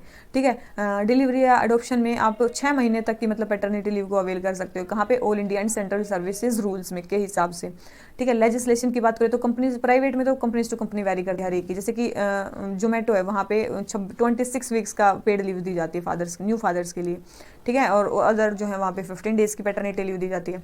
उसके अलावा एक केस भी हुआ था, Chandramohan Jain versus NK Bargodia public school जो भी है, दिल्ली हाई कोर्ट ने इसमें डिसीजन दिया था कि जो मेल एम्प्लॉयज़ हैं, जो ये एडेड प्राइवेट स्कूल है, उनको भी पैटर्निटी लीव दी जाएगी। They are also entitled to paternity leave. ठीक है, तो ये सारी चीज़ें हैं कि ये है इंडिया में पैटर्निटी लीव का स्टेटस। अब उसने पूछे थे सिग्निफिकेंस क्या है पैटर्निटी लीव की इंडिया में। ठीक है, तो सिग्निफिकेंस तो बहुत सारी हो सकती हैं। ठीक है, सिग्निफिकेंस क्या है, सबसे पहले इमोशनल नीड ऑफ चिल्ड्रन, बच्चे की इमोशनल नीड पूरी हो जाएगी, क्योंकि बच्चे को क्या है, केवल माँ नहीं पापा का भी वो चाहिए। ठीक है, child requires equal support from both parents. ठीक है, फर्स्ट 1000 डेज तक। दूसरी चीज़ है हेल्थ ऑफ द मदर, अगर फादर घर पे थोड़ा बहुत काम कर देंगे तो मदर का जो डिप्रेशन है, एंजाइटी है, उस टाइम पे वो कम हो जाएगी। न्यूक्लियराइजेशन ऑफ फैमिली, क्योंकि अब आजकल क्या है, फैमिली न्यूक्लियर होती जा रही है, तो जो चाइल्ड केयर का जो चीज़ें हैं वो केवल माँ पे ही फिर मतलब वो हो जाती हैं, बर्डन हो जाता है। तो पैटर्निटी लीव से माँ पे कोई ईजिंग होएगी। ठीक है, क्या होएगी, ईजिंग होएगी, it would ease the burden of mother. ठीक है, इसके बाद bridging the gender gap at home for facilitating gender equality regarding work. ठीक है, इससे जेंडर गैप में भी कमी आएगी। ठीक है, तो क्योंकि जेंडर इक्वालिटी प्रमोट होगी घर पे। ठीक है, तो ये सारी चीज़ें इसके अलावा क्या सिग्निफिकेंस है, चाइल्ड केयर होएगी अच्छे से, और ज़्यादा अच्छे से होएगी, ठीक है, चाइल्ड केयर, ठीक है। उसके अलावा बच्चे का और फादर का स्ट्रॉन्ग रिलेशनशिप हो जाएगा, स्ट्रॉन्ग रिलेशनशिप हो जाएगा दोनों का। उसके बाद इससे क्या होगा, मदरहुड पेनल्टी का जो कंसेप्ट है, मदरहुड पेनल्टी का कंसेप्ट है कि मतलब माँ दर्द करके बच्चे पैदा भी करे और फिर क्या नाम लेते हैं जो है उसको एज ए पेनल्टी की तरह उसको देखा जाए कि उसको सारा काम जो है वो उसी को करना पड़ेगा, तो इसको एज ए कंसेप्ट दिया गया मदरहुड पेनल्टी। तो मदरहुड पेनल्टी का जो वो है वो भी एंड हो जाएगा, मतलब एंड हो जाएगा या कम हो जाएगा, रिड्यूस बोल सकते हो, ईज ऑफ बर्डन कम हो जाएगा, ये तो बोल दिया, ठीक है। जेंडर बैलेंस्ड वर्किंग होएगी, फिर क्या होगी, जेंडर बैलेंस्ड वर्किंग होएगी, ठीक है। उसके बाद इट मतलब ये सोशल जो नॉर्म है उसको मतलब वो करेगा क्या, इट क्वेश्चन करेगा, जैसे कि हायरकी जो होती है, इट विल क्वेश्चन हायरकी कि फैमिली में मतलब मेल बड़े होते हैं, मतलब male in the sense status में बड़े होते हैं, वो ये मीन ये काम नहीं करेंगे, ठीक है, तो वही है।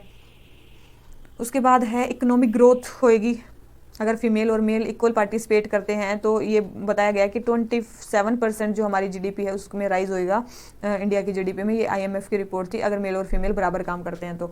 अगर पैटर्निटी लीव दी जाती है तो मेल और फीमेल को इक्वल चांस दे रहे हैं हम, ठीक है, वहाँ पे वो करने का, तो वही चीज़ है।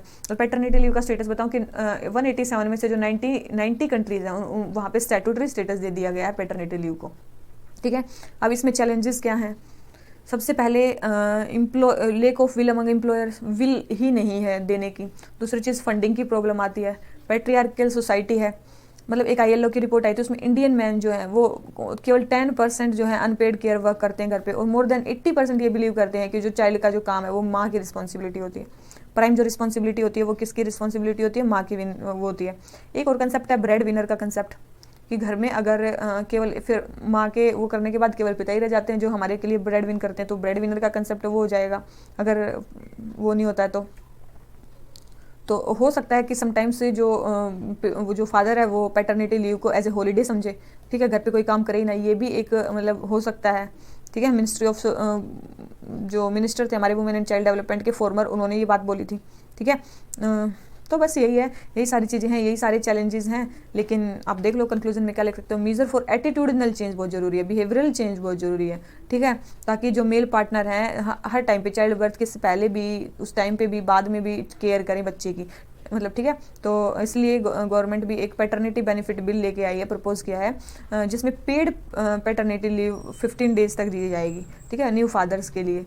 तो इसको अटमोस्ट प्रायोरिटी देनी चाहिए गवर्नमेंट को, और इसलिए उसको पास करना चाहिए ताकि इससे जो है जेंडर डिस्क्रिमिनेशन खत्म हो, ठीक है, जेंडर डिस्क्रिमिनेशन खत्म हो, जेंडर इक्वलिटी आ सके। आ जाते हैं क्वेश्चन नंबर 7 पे। Not only does globalisation impact environment, लेकिन environmental factors also impact globalisation, हमें बताना है।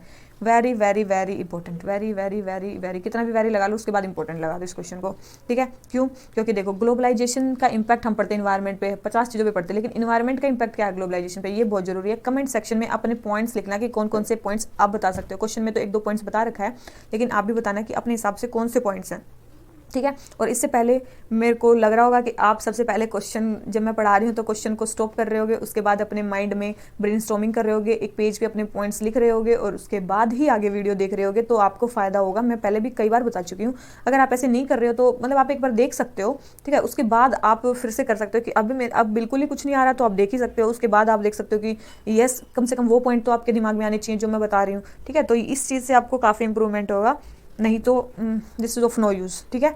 तो चलिए शुरू करते हैं। क्या क्वेश्चन क्या बोला था, हाँ, ग्लोबलाइजेशन का इंपैक्ट इन्वायरमेंट पे और इन्वायरमेंट का इंपैक्ट ग्लोबलाइजेशन पे क्या हो सकता है। सबसे पहले जो ग्लोबलाइजेशन और इन्वायरमेंट है वो इंटर रिलेटेड हैं, किसमें, मतलब कॉन्सिक्वेंसेज में एक दूसरे के, ठीक है। ग्लोबलाइजेशन के जो इफेक्ट हैं इन्वायरमेंट पे वो इंक्लूड्स रिड्यूस जेनेटिक डाइवर्सिटी, जैसे कि क्या क्या आते हैं, जेनेटिक डाइवर्सिटी कम हो जाती है, loss of crop variety, life stock breeds, loss of wild species, spread of exotic species, pollution of air, water pollution, soil pollution, climate change, exhaustion of resources, ये सारे किस में आते हैं, इन्वायरमेंटल प्रॉब्लम में। कि ग्लोबलाइजेशन के कारण इन्वायरमेंटल प्रॉब्लम्स क्या होती हैं, ये क्या बता दिया हमने, ठीक है। तो ये बता दिया कुछ, अब और भी बताने हैं ways in which globalisation affect environment, ठीक है। ग्लोबलाइजेशन के कारण कंजप्शन का कल्चर बढ़ गया और कंजप्शन के कारण फिर प्रोडक्शन ज़्यादा करना पड़ेगा और प्रोडक्शन ज़्यादा करना पड़ेगा तो हमारे इन्वायरमेंट पे स्ट्रेस आएगा। ग्लोबलाइजेशन के कारण जो है ट्रांसपोर्टेशन में इंक्रीज हो गया कि ट्रांसपोर्टेशन इंक्रीज हो गया तो पोल्यूशन इंक्रीज हो गया, पोल्यूशन इंक्रीज हो गया तो हमारी ग्रीन हाउस गैस का एमिशन बढ़ गया। इंडस्ट्रियल वेस्ट बहुत ज़्यादा प्रोड्यूस हो रहा है, बहुत सारा जो वेस्ट है वो ओशंस में डंप कर दिया जाता है, जिससे कि मतलब क्या है, जो बहुत सारे अंडर वाटर ऑर्गेनिज्म है मेराइन स्पेसीज में वो मर जाते हैं। ठीक है, इससे मेराइन पोल्यूशन होता है। ठीक है, ड्यू टू उसके कारण इंडस्ट्रियलाइजेशन के कारण समटाइम्स क्या होता है, सोयल में भी टॉक्सिक्स रिलीज हो जाता है, क्योंकि हम सोयल में दबा देते हैं बहुत सारे टॉक्सिक केमिकल्स को। ठीक है, तो इससे मेनली प्लांट्स के जेनेटिक मेकअप पे फर्क पड़ता है, लैंड रिसोर्सेज पे प्रेशर पड़ता है। ठीक है, तो ये सारी चीज़ें, ये किसमें ग्लोबलाइजेशन अफेक्ट इन्वायरमेंट। ठीक है, लेकिन ये भी करना चाहिए कि केवल जो ग्लोबलाइजेशन नहीं, इन्वायरमेंट भी ग्लोबलाइजेशन को अफेक्ट करता है। जैसे कि वही है, मतलब इन्वायरमेंट के कारण भी ग्लोबलाइजेशन पे फर्क है। जैसे कि बहुत सारे इन्वायरमेंटल इश्यूज के कारण बहुत सारी कंट्रीज भी साथ में आई हैं, global forum to address the issues of climate change. ठीक है, तो उससे सोलिडारिटी भी तो आई है, पूरे ग्लोबलाइजेशन में सोलिडारिटी आई है, ओजोन लेयर, डिप्रेशन, इन सब इश्यूज पे लोग साथ में आए हैं। इससे जैसे पेरिस एग्रीमेंट मान लो, वियना कन्वेंशन मान लो। ठीक है, तो केवल ग्लोबलाइजेशन ही नहीं, जो हमारा इन्वायरमेंट है वो भी इंपैक्ट करता है। कैसे करता है? सबसे पहले स्कार्सिटी और abundance of natural resources. Globalisation के लिए मेनली क्या जरूरी है? रिसोर्सेज। और अब क्या हो रही है? स्कार्सिटी हो रही है। तो वर्ल्ड मिलके, मतलब टोटल वर्ल्ड मिलके एक डिफरेंट साइड की तरफ जा रहे हैं कि हमें जो नेचुरल रिसोर्सेज हैं उसको कम से कम यूज करना पड़े, मतलब जो कि नॉन रिन्यूएबल हैं, तो हम रिन्यूएबल सोर्सेज की तरफ जाएं। जैसे कि एल साल्वाडोर है, उसने मेटल जो माइनिंग है उसको बैन कर दिया गया इन्वायरमेंट को प्रोटेक्ट करने के लिए। ठीक है, और क्या है, हमें जैसे कि वही है कि हमें रिसोर्सेज को मतलब अलग कर देना चाहिए अपने डेवलपमेंट गोल से। ठीक है, तो इससे ग्लोबलाइजेशन पे ही फर्क पड़ेगा, स्लो डाउन हो जाएगी हमारी ग्लोबलाइजेशन। नेगेटिव इफेक्ट भी होते हैं, पॉजिटिव भी होते हैं। इससे मतलब ग्लोबल टेक्नोलॉजिकल पाथ है, मतलब डीमेटेरियलाइजेशन की तरफ जा रहा है वर्ल्ड, अल्टरनेटिव एनर्जी की तरफ जा रहा है, ग्रीन टेक्नोलॉजी की तरफ जा रहा है, ग्रीनर टेक्नोलॉजी की तरफ जा रहा है। ठीक है, क्लीन एनर्जी की तरफ जा रहा है। ऑटोमोबाइल इंडस्ट्रीज अब चेंज हो रही है कि हम उधर जाएंगे, तो वही चीज़ है। अब देखो, जूनोटिक अगर कोई डिजीज़ आ जाती है, उसके कारण लोग क्या करते हैं? प्रोटेक्शनिज्म करते हैं, तो वो भी क्या, डीग्लोबलाइजेशन हो रहा है वहाँ पे भी, डीग्लोबलाइजेशन। ठीक है, तो ये है, इन्वायरमेंट जो है वो भी हमारा इंपॉर्टेंट रोल प्ले करता है हमारे किसमें, इसमें ग्लोबलाइजेशन में। ग्लोबलाइजेशन हो सकता है। हाँ, एक और वो है कि इन्वायरमेंटल इम्पैक्ट के कारण बहुत सारे लोग जो है एक एरिया से दूसरे एरिया में माइग्रेट करते हैं। अगर वो लोग माइग्रेट करते हैं तो वो भी तो एक ग्लोबलाइजेशन का एक कंसेप्ट है, इन्वायरमेंट के कारण वो ग्लोबलाइज कर रहे हैं, क्योंकि वहाँ पे उनके लिए परसिस्टेंट कंडीशन है नहीं। तो वही एक करंट डिबेट जो चल रही है कि ग्लोबलाइजेशन जो है समटाइम्स इन्वायरमेंटल कॉन्टेक्स्ट को वो कर सकता है। तो दोनों का आपस में क्या लिंक है, वो काफ़ी अच्छी चीज़ है देखने को। आप और पॉइंट्स भी इसमें लिख सकते हो, आप अपने हिसाब से बता सकते हो कि आपको और कौन कौन से पॉइंट्स याद आ रहे हैं। ठीक है, आ जाते हैं क्वेश्चन नंबर 8 पे। भाई, persisting as a system of inequality, caste not only leads to social, caste जो है सोशल एक्सक्लूजन नहीं करती but also economic discrimination in India. ठीक है, कास्ट जो है केवल सोशल डिस्क्रिमिनेशन नहीं करती, वो इकोनॉमिक डिस्क्रिमिनेशन भी करती है। हमें डिस्कस करना है, देख लेते हैं। कास्ट सिस्टम के बारे में बताया कि कास्ट सिस्टम क्या एक हायरार्की बेस्ड ऑर्डर है। ठीक है, जहाँ से सोशल इकोनॉमिक राइट्स का पता चलता है, रैंक्स का पता चलता है, स्टेटस का पता चलता है मेंबर्स का। ये बाय बर्थ मिलते हैं, जो स्टेटस मिलता है ये बाय बर्थ मिलता है, हेरिडिटरी होता है स्ट्रिक्ट सेंस में। ठीक है, और इसके बाद क्या है, सोशियो इकोनॉमिक, जो ये कास्ट के कारण क्या सोशियो इकोनॉमिक एक्सक्लूजन होता है, जैसे कि उनको एक्सेस टू लैंड बहुत कम होता है, लेबर, कैपिटल, क्रेडिट, एजुकेशन, ये सारी चीज़ों की इनको क्या होता है, एक्सेस नहीं होता। उसके बाद डिस्क्रिमिनेशन होता है उनके साथ। ठीक है, डिस्क्रिमिनेशन होता है। पॉल्यूशन पॉवर्टी का कंसेप्ट जो है आज भी चल रहा है। उसके बाद आप क्या बोल सकते हो, अनस्किल्ड रह जाते हैं, लो पेड सेमी स्किल्ड ऑक्यूपेशन में अब भी लगे हुए हैं, डिप्राइव्ड रह जाते हैं। ठीक है, पॉवर्टी उनमें बहुत ज़्यादा, पुअर एक्सपीरियंस के कारण पॉवर्टी होती है, इलिटरेसी बढ़ती है, तो उनकी पोजीशन के साथ कॉम्प्रोमाइज़ करते हैं, जो जैसे हैं वही रह जाते हैं। ठीक है, तो वही है, कास्ट न्यूट्रल ऑक्यूपेशन हमें करने चाहिए, वो करने चाहिए। तो देखो, ये जो क्वेश्चन है ना, इसमें मेरे I am not satisfied with this question, क्योंकि क्वेश्चन में पूछा कुछ था, ये लिख कुछ रहे हैं। देखो, मेरे ख्याल से इसका जो आंसर होना चाहिए ऐसे होना चाहिए कि भाई persisting as a system of inequality. सबसे पहले तो इनइक्वालिटी का जो सिस्टम है, caste not only leads to social, caste सबसे पहले आपको बताना होगा सोशली एक्सक्लूड कैसे करती है, फिर आपको बताना होगा जो कास्ट है वो इकोनॉमिक डिस्क्रिमिनेशन भी करती है। तो जैसे कि कास्ट सोशल एक्सक्लूजन करती है, मतलब वो जो जैसे कि प्योरिटी एंड पोल्यूशन का कंसेप्ट है, अनटचेबिलिटी का कंसेप्ट है। ठीक है, उनको लैंड रिसोर्सेज वगैरह नहीं दिए जाते, तो इन सब चीज़ों से क्या होता है, उनकी इकोनॉमिक डिप्राइवेशन होती है, उनकी इनकम कम होती है, इकोनॉमिकली डिप्राइव होते हैं। अगर वो इकोनॉमिकली डिप्राइव होते हैं तो उनमें क्या चल जाती है, पॉवर्टी चली जाती है, तो विशियस साइकिल ऑफ पॉवर्टी में फंस जाते हैं। तो जो सोशल एक्सक्लूजन है वही बाद में क्या बनता है, इकोनॉमिक डिप्राइवेशन। कुछ आप ऐसा लिख सकते हो कि मतलब कास्ट आप सोशल एक्सक्लूजन उसके साथ कनेक्ट कर सकते हो, फिर कास्ट को इकोनॉमिक डिस्क्रिमिनेशन के साथ कनेक्ट कर सकते हो और फिर आप उसको बता सकते हो। मेरे ख्याल से इस क्वेश्चन का आंसर ऐसे होना चाहिए। आप कमेंट बॉक्स में कोई भी एक क्वेश्चन लिख के और इसका आंसर देना कि ऐसे कैसे हो सकता है, ठीक है। मतलब जो ये क्वेश्चन है इसका आंसर आप ऐसे कैसे लिखोगे।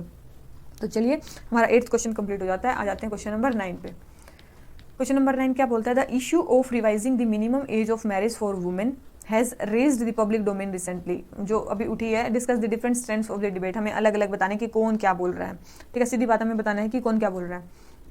तो सबसे पहले अभी इंडिया में लीगल एज कितनी है वुमेन की शादी करने की, 18 ईयर है। वुमेन के लिए 21 ईयर है। अभी एक रिसेंटली टास्क फोर्स बैठी, उसने रिकमेंड किया कि वुमेन की एज भी 21 होनी चाहिए एट पार विद मैन, ठीक है। कुछ आर्ग्यूमेंट्स हैं इसके लिए। कुछ आर्ग्यूमेंट्स क्या हैं, सबसे पहले चूँकि जो अगर हम मैरिज एज को इंक्रीज़ करते हैं तो वो मीन मैरिज एज को बढ़ा देगा, ठीक है। इससे वुमेन को अपॉर्चुनिटीज़ मिलेंगी हायर एजुकेशन परस्यू करने के लिए। ये क्या है, फेवर में आ गया हमारा। लेकिन कुछ ऐसे बोलते हैं कि हमें नहीं करनी चाहिए, तो इसका मतलब नहीं करनी चाहिए, तो इसका मतलब देखो क्या बोल रहे हैं कि इंडिया की जो मीन मैरिज एज है वो 21 ईयर से पहले ही ऊपर है, मतलब 22.3 ईयर है हमारी मीन मैरिज एज। तो इसको बढ़ाने से कुछ नहीं होगा, ठीक है। मतलब मीन मैरिज एज उतनी ही रहेगी, ठीक है। लेकिन जो गर्ल्स हैं ये नहीं है कि वो मैरिज के कारण उनको रखा जाता है घर पे, नहीं, उनको अदर रीजन्स के कारण घर स्कूल से बाहर रखा जाता है, जैसे कि अफोर्डेबिलिटी इशू, कि हम अफोर्ड नहीं कर पाएंगे, या फिर आप घर का काम करिए। तो माइंड सेट की मेन प्रॉब्लम है, ठीक है। Rather than marriage age mindset change करने की ज़्यादा ज़रूरत है। इसके अलावा क्या बोल सकते हो, अगर पॉजिटिव है कि भाई अगर मतलब लेट शादी होगी तो इससे डिलेड एज ऑफ चाइल्ड भी बर्थ भी लेट होगा, और इससे प्रेगनेंसी जो है वो कम होगी, और इससे क्या मतलब जो मैटरनल हेल्थ है, चाइल्ड हेल्थ जो है वो भी कम हो जाएंगी। लेकिन फिर बोलते हैं कि नहीं करनी चाहिए। क्यों नहीं करनी चाहिए, क्योंकि फर्टिलिटी रेट तो ऑलरेडी कम हो रहे हैं, ठीक है। ऑलरेडी जो स्टेट्स हैं वो प्रोग्रेसिव स्टेट्स हो रही हैं, ठीक है। बिलो रिप्लेसमेंट लेवल हमारा, तो ये तो कुछ करने की जरूरत नहीं है कि हमारी वो हो जाएगी। तो वही है कि मतलब ये बोलते हैं कि फर्टिलिटी रेट तो हमारा ऑलरेडी कम हो रहा है, लेकिन रिप्लेसमेंट लेवल से भी कम है, तो इतना करने का कोई फ़ायदा नहीं होगा।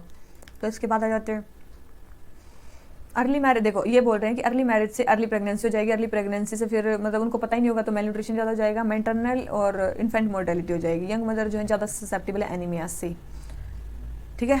और वही बोला है कि जो वुमेन एंड चाइल्ड मोर्टेलिटी है, मेल न्यूट्रिशन है, वो 15 और 16 की एज में ज़्यादा होता है as compared to 19 to 22 age में, ठीक है। यूनिफॉर्मिटी लाओ, जेंडर इक्वालिटी लाओ, मैन के साथ वुमेन को वो करो, ठीक है। और बहुत सारों ने तो सजेशन पहले दिया था कि वुमेन की 21 करने की बजाय मेल की ही 18 कर दी जाए, ठीक है ना। तो ये चीज़ बोली थी। तो बस यही है, इनके कुछ फेवर में पॉइंट्स हैं, कुछ उसमें पॉइंट्स हैं। बस वही डिबेट्स बतानी है कि इसके अराउंड क्या क्या डिबेट्स चल रही हैं। तो वही है, बहुत सारे इश्यूज़ हैं जो वुमेन को फोर्स करते हैं अर्ली मैरिज के लिए, जैसे कि डाउरी हो गया, fear of safety of unmarried daughters हो गया, इकोनॉमिक बर्डन हो गया।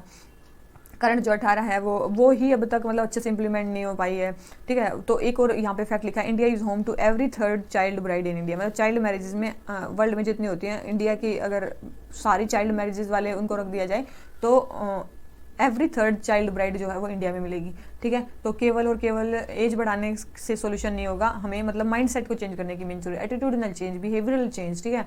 एग्जाम्पल सेट किए जाएँ, ठीक है। तो वही चीज़ है, उससे ही प्रॉब्लम सॉल्व हो सकती है। आ जाते हैं क्वेश्चन नंबर 10 पे। ये क्वेश्चन पहले भी हो चुका है, बिल्कुल same to same. Tribal health has fared poorly in various health indicators at national level in context. Reason क्या है उनके पुअर हेल्थ के, और हमें रीजंस बताने हैं। ये क्वेश्चन इससे पहले वाले में हुआ था कि कहाँ हुआ था, ठीक है, मेरे को याद नहीं है। तो टोटल ट्राइबल पॉपुलेशन है 8.6% और पॉपुलेशन का, और उनके देखो ये प्रॉब्लम्स हैं, ठीक है। Lower life expectancy 63.9, infant mortality 44, under 5 mortality 57, और अंडर वेट जो हमारी ट्राइबल्स गर्ल्स हैं वो 50% है। 80% जो ट्राइबल चिल्ड्रंस हैं वो अंडर न्यूरिश्ड हैं, ठीक है। तो ये सारी किसके हैं प्रॉब्लम्स हैं, ये हमारी ट्राइबल्स की प्रॉब्लम्स हैं। अब उनकी प्रॉब्लम्स इतनी ज़्यादा क्यों, क्योंकि हेल्थ इंफ्रास्ट्रक्चर नहीं है, ह्यूमन रिसोर्स नहीं है, हेल्थ उनको लोन नहीं मिलता है, या फिर ठीक है फाइनेंसिंग वो है, अवेयरनेस की कमी है, ट्रस्ट नहीं करते मॉडर्न मेडिसिन पे, अपनी ट्रेडिशनल मेडिसिन पे ज़्यादा भरोसा करते हैं, अनहाइजेनिक और जो प्रिमिटिव प्रैक्टिसेस हैं उनका यूज़ करते हैं। उसके बाद लैंग्वेज बैरियर आ जाता है, समटाइम्स लैंग्वेज बैरियर आ जाता है। उसके बाद more trust on traditional medicines.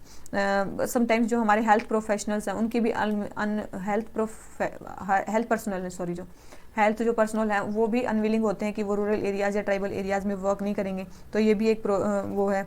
एक यहाँ पे मतलब ज़्यादातर हेल्थ प्रॉब्लम होती है क्योंकि यहाँ पे हाई कंसंग्युइनिटी फॉलो की जाती है। हाई कंसंग्युइनिटी का मतलब होता है वे अपने ही आसपास के लोगों से शादी करते हैं, इससे जो भी डिजीज़ का बर्डन है वो ज़्यादा बढ़ जाता है। तो इससे रेस या हेरिडिटी जो डिजीज़ है वे बहुत ज़्यादा होती हैं, डिफेक्ट इन रेस और हेरिडिटी डिजीज़।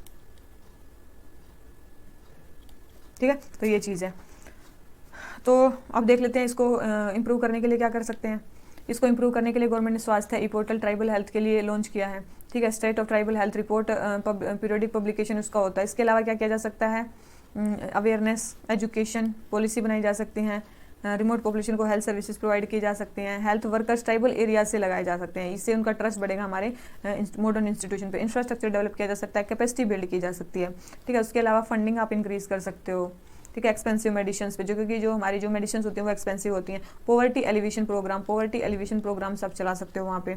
ठीक है, तो वही हो गया। तो फिर गवर्नमेंट ने एक एक्सपर्ट कमेटी बनाई है ट्राइबल हेल्थ पे जो 2013 में कंस्टिट्यूट हुई थी, तो उसने भी बहुत सारे रिकमेंडेशन दिए, तो उसकी रिकमेंडेशन भी माननी चाहिए। और इसके अलावा हमने क्या बना दिया गया, एक नेशनल कमीशन फॉर एससीज भी बनाया जो इनकी प्रॉब्लम्स को वो बनाएगा, और इसको स्टैट्यूटरी बॉडी भी बना दिया गया है ताकि ये कंक्रीट डिसीजन कोई ले सके। ठीक है, तो वही है। तो ये सारी चीज़ें हमारी ट्राइबल हेल्थ के बारे में हो जाती हैं कंप्लीट, क्योंकि हम ये ट्राइबल हेल्थ वाला क्वेश्चन पहले भी कर चुके हैं। तो चलिए आगे बढ़ते हैं। क्वेश्चन नंबर 11 क्या बोलता है, why health care system do not self organise using the forces of free market.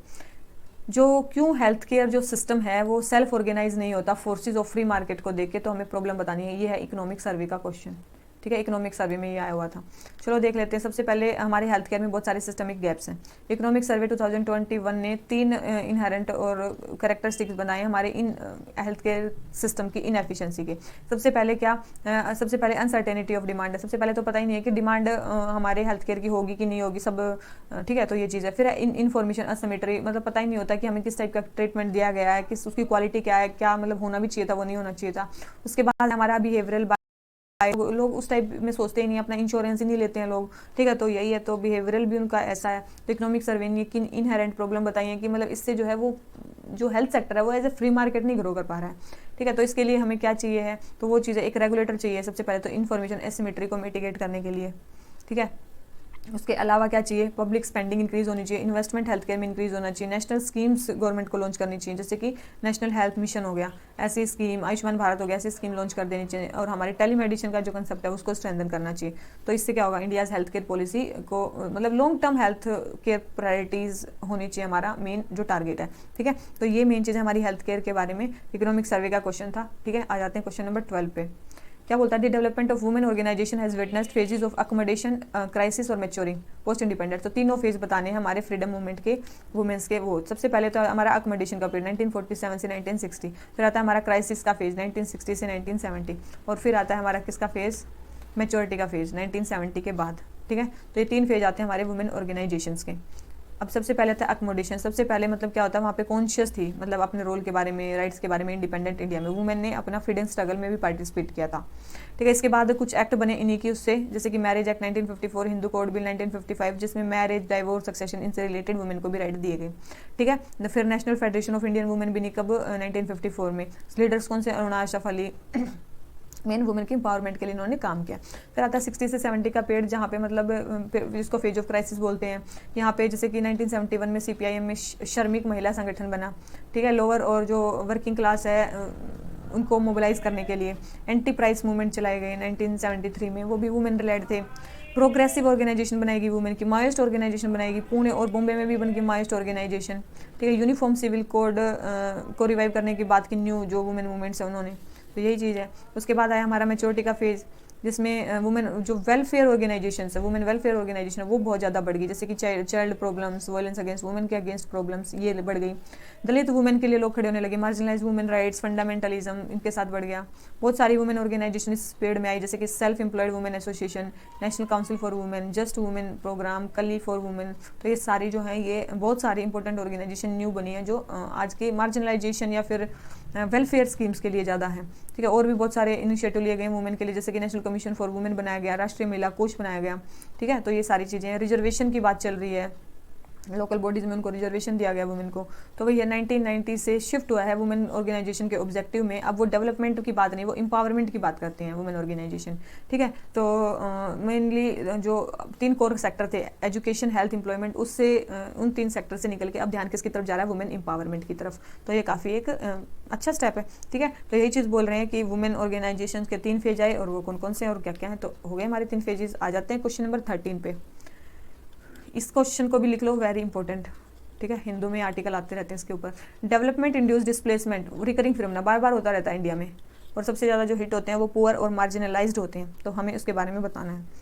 सबसे पहले डेवलपमेंट इंड्यूस्ड डिस्प्लेसमेंट क्या होता है, जहाँ पे पीपल डेवलपमेंट के कारण, डेवलपमेंट ड्रिवन उसके कारण माइग्रेट करने को फोर्स होते हैं, उसको बोलते हैं डेवलपमेंट इंड्यूस्ड डिस्प्लेसमेंट। इसमें क्या होता है, इसमें लार्ज स्केल जो डेवलपमेंट प्रोजेक्ट होते हैं उसके कारण बहुत सारे नेचुरल रिसोर्सेज को डिस्ट्रॉय कर दिया जाता है और फिर वहाँ से इंडिजिनस पॉपुलेशन को निकाल दिया जाता है, ठीक है।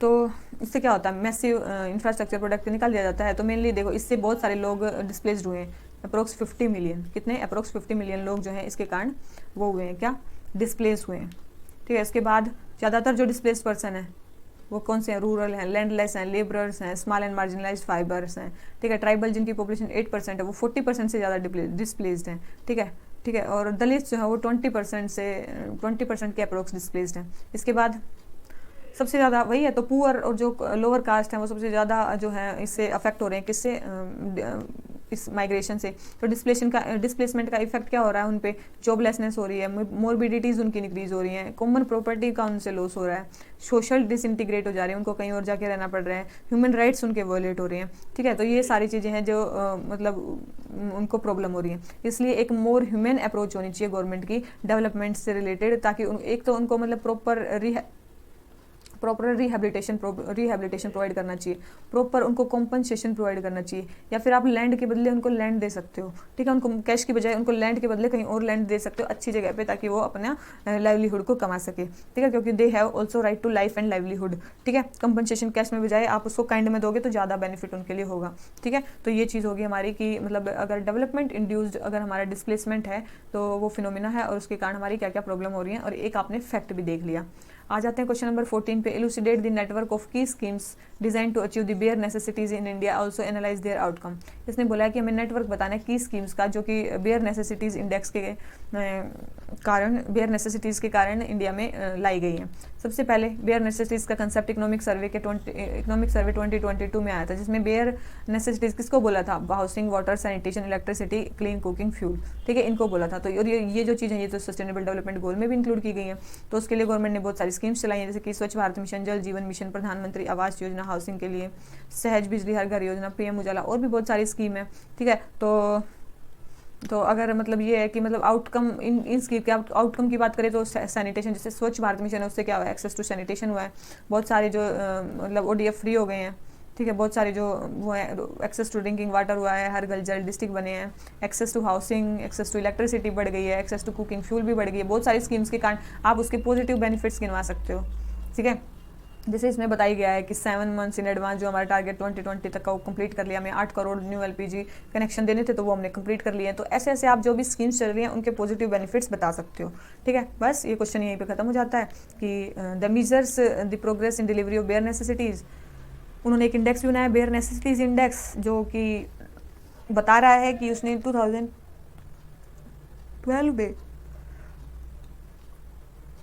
2018 तक की जो बेयर नेसेसिटीज़ हैं वो कंप्लीट मतलब ज़्यादा है। अभी बेयर नेसेसिटीज़ का जो इंडेक्स है वो इम्प्रूव हो गया है 2012 के कंपैरिजन में, ठीक है।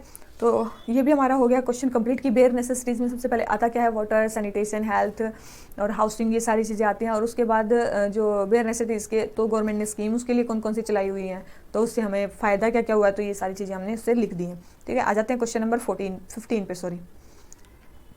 क्या बोलता है, do you think separation of state and religion is sufficient criteria for existence of secularism. क्या सेकुलरिज्म के लिए सेपरेशन ऑफ स्टेट और रिलीजन जरूरी है। In comment in the context of existing inter religious and intra religious domination in India.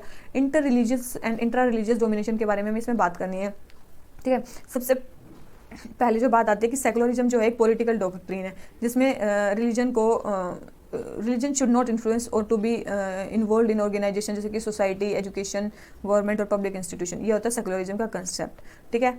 Most important जो concept USA में चल रहा है वो क्या है, separation of religion from state power. Totally दोनों एक दूसरे से दूर रहेंगे, ठीक है। तो जरूरी क्यों है, मतलब सेकुलरिज्म जरूरी क्यों है, तो वही बात है, एसेंशियल क्यों है, क्योंकि इंटर रिलीजियस डोमिनेशन के कारण सोसाइटी में, अगर देखो, अगर मतलब बिल्कुल हमारा जो रिलीजन है वो सेपरेट रहेगा, मतलब स्टेट जो टोटल सेपरेशन रहेगा दोनों के बीच में, स्टेट और रिलीजन के बीच में, तो इससे क्या हो सकता है, इससे मेजोरिटी की टायर नहीं आ सकती। मान ली कोई एक, मतलब जो मेजोरिटी रिलीजन है वहाँ पे, अगर उसका कोई रूलर बन गया तो वही फिर हमेशा पावर में रहेगा, तो टायरनी ऑफ मेजोरिटी हो जाएगी, माइनॉरिटी को चांस नहीं मिलेगा, फंडामेंटल राइट्स लोगों के वॉलेट होंगे। जैसे कि इंडिया में जैसे कि एंटी सिक्स राइट्स हुए, एक्सपेलेशन ऑफ कश्मीरी पंडित, ठीक है, पोस्ट गोधरा राइट, ये बताते हैं कि मैं इंटर रिलीजियस कन्फ्लिक्ट जो है सोसाइटी में होती हैं, मतलब तब भी होती हैं, आप सेपरेट कर दोगे तब भी होती हैं। तो इसलिए एसेंशियल है कि मतलब अगर वही है कि इसमें स्टेट जो है वो रिलीजियस एक्टिविटीज़ में इन्वॉल्व है, ये सारी चीज़ें हमें देखने को मिलती हैं, तो वो अलग होगा तो ऐसा नहीं होगा, ठीक है। तो स्ट्रिक्ट सेपरेशन भी हम नहीं कर सकते, तो ये बोला कि हमें करना चाहिए, यहाँ बोले कि नहीं करना चाहिए, वो भी जरूर, मतलब वो अकेला वो ही ज़रूरी नहीं है, और भी बहुत सारी चीज़ें ज़रूरी हैं, ठीक है। तो वही बोला है, ठीक है। इसमें क्या क्या इश्यूज़ नहीं आ रहे हैं, तो वही कास्ट डिस्क्रिमिनेशन तो हो ही रहा है, मतलब स्टेट को इंक्लूड होना बहुत ज़रूरी है, तो नहीं तो कास्ट डिस्क्रिमिनेशन होता रहेगा। वुमेन के अगेंस्ट जो प्रेजुडिस होते हैं वो होते रहेंगे, कंजर्वेशन और सेक्टरियनिज्म, ये सारे जो इश्यूज़ हैं, अगर स्टेट इसमें अंदर ना आए तो बहुत सारे रिलीजियस इंस्टीट्यूशंस में कुछ एविल्स होती हैं, सोशल एविल्स, ठीक है। तो रिलीजियस एविल्स तो वो हटानी बहुत ज़रूरी है, ताकि जो हमारा जो सोसाइटी है वो वेलफेयर सोसाइटी की तरफ जा सके।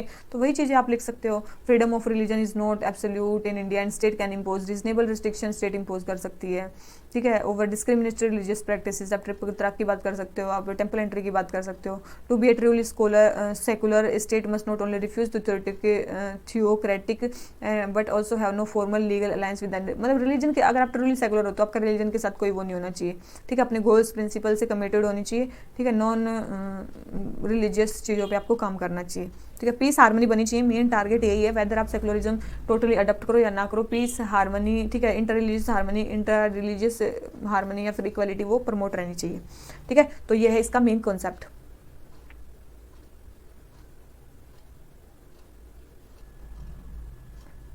अब आ जाते हैं अपने नेक्स्ट क्वेश्चन पे।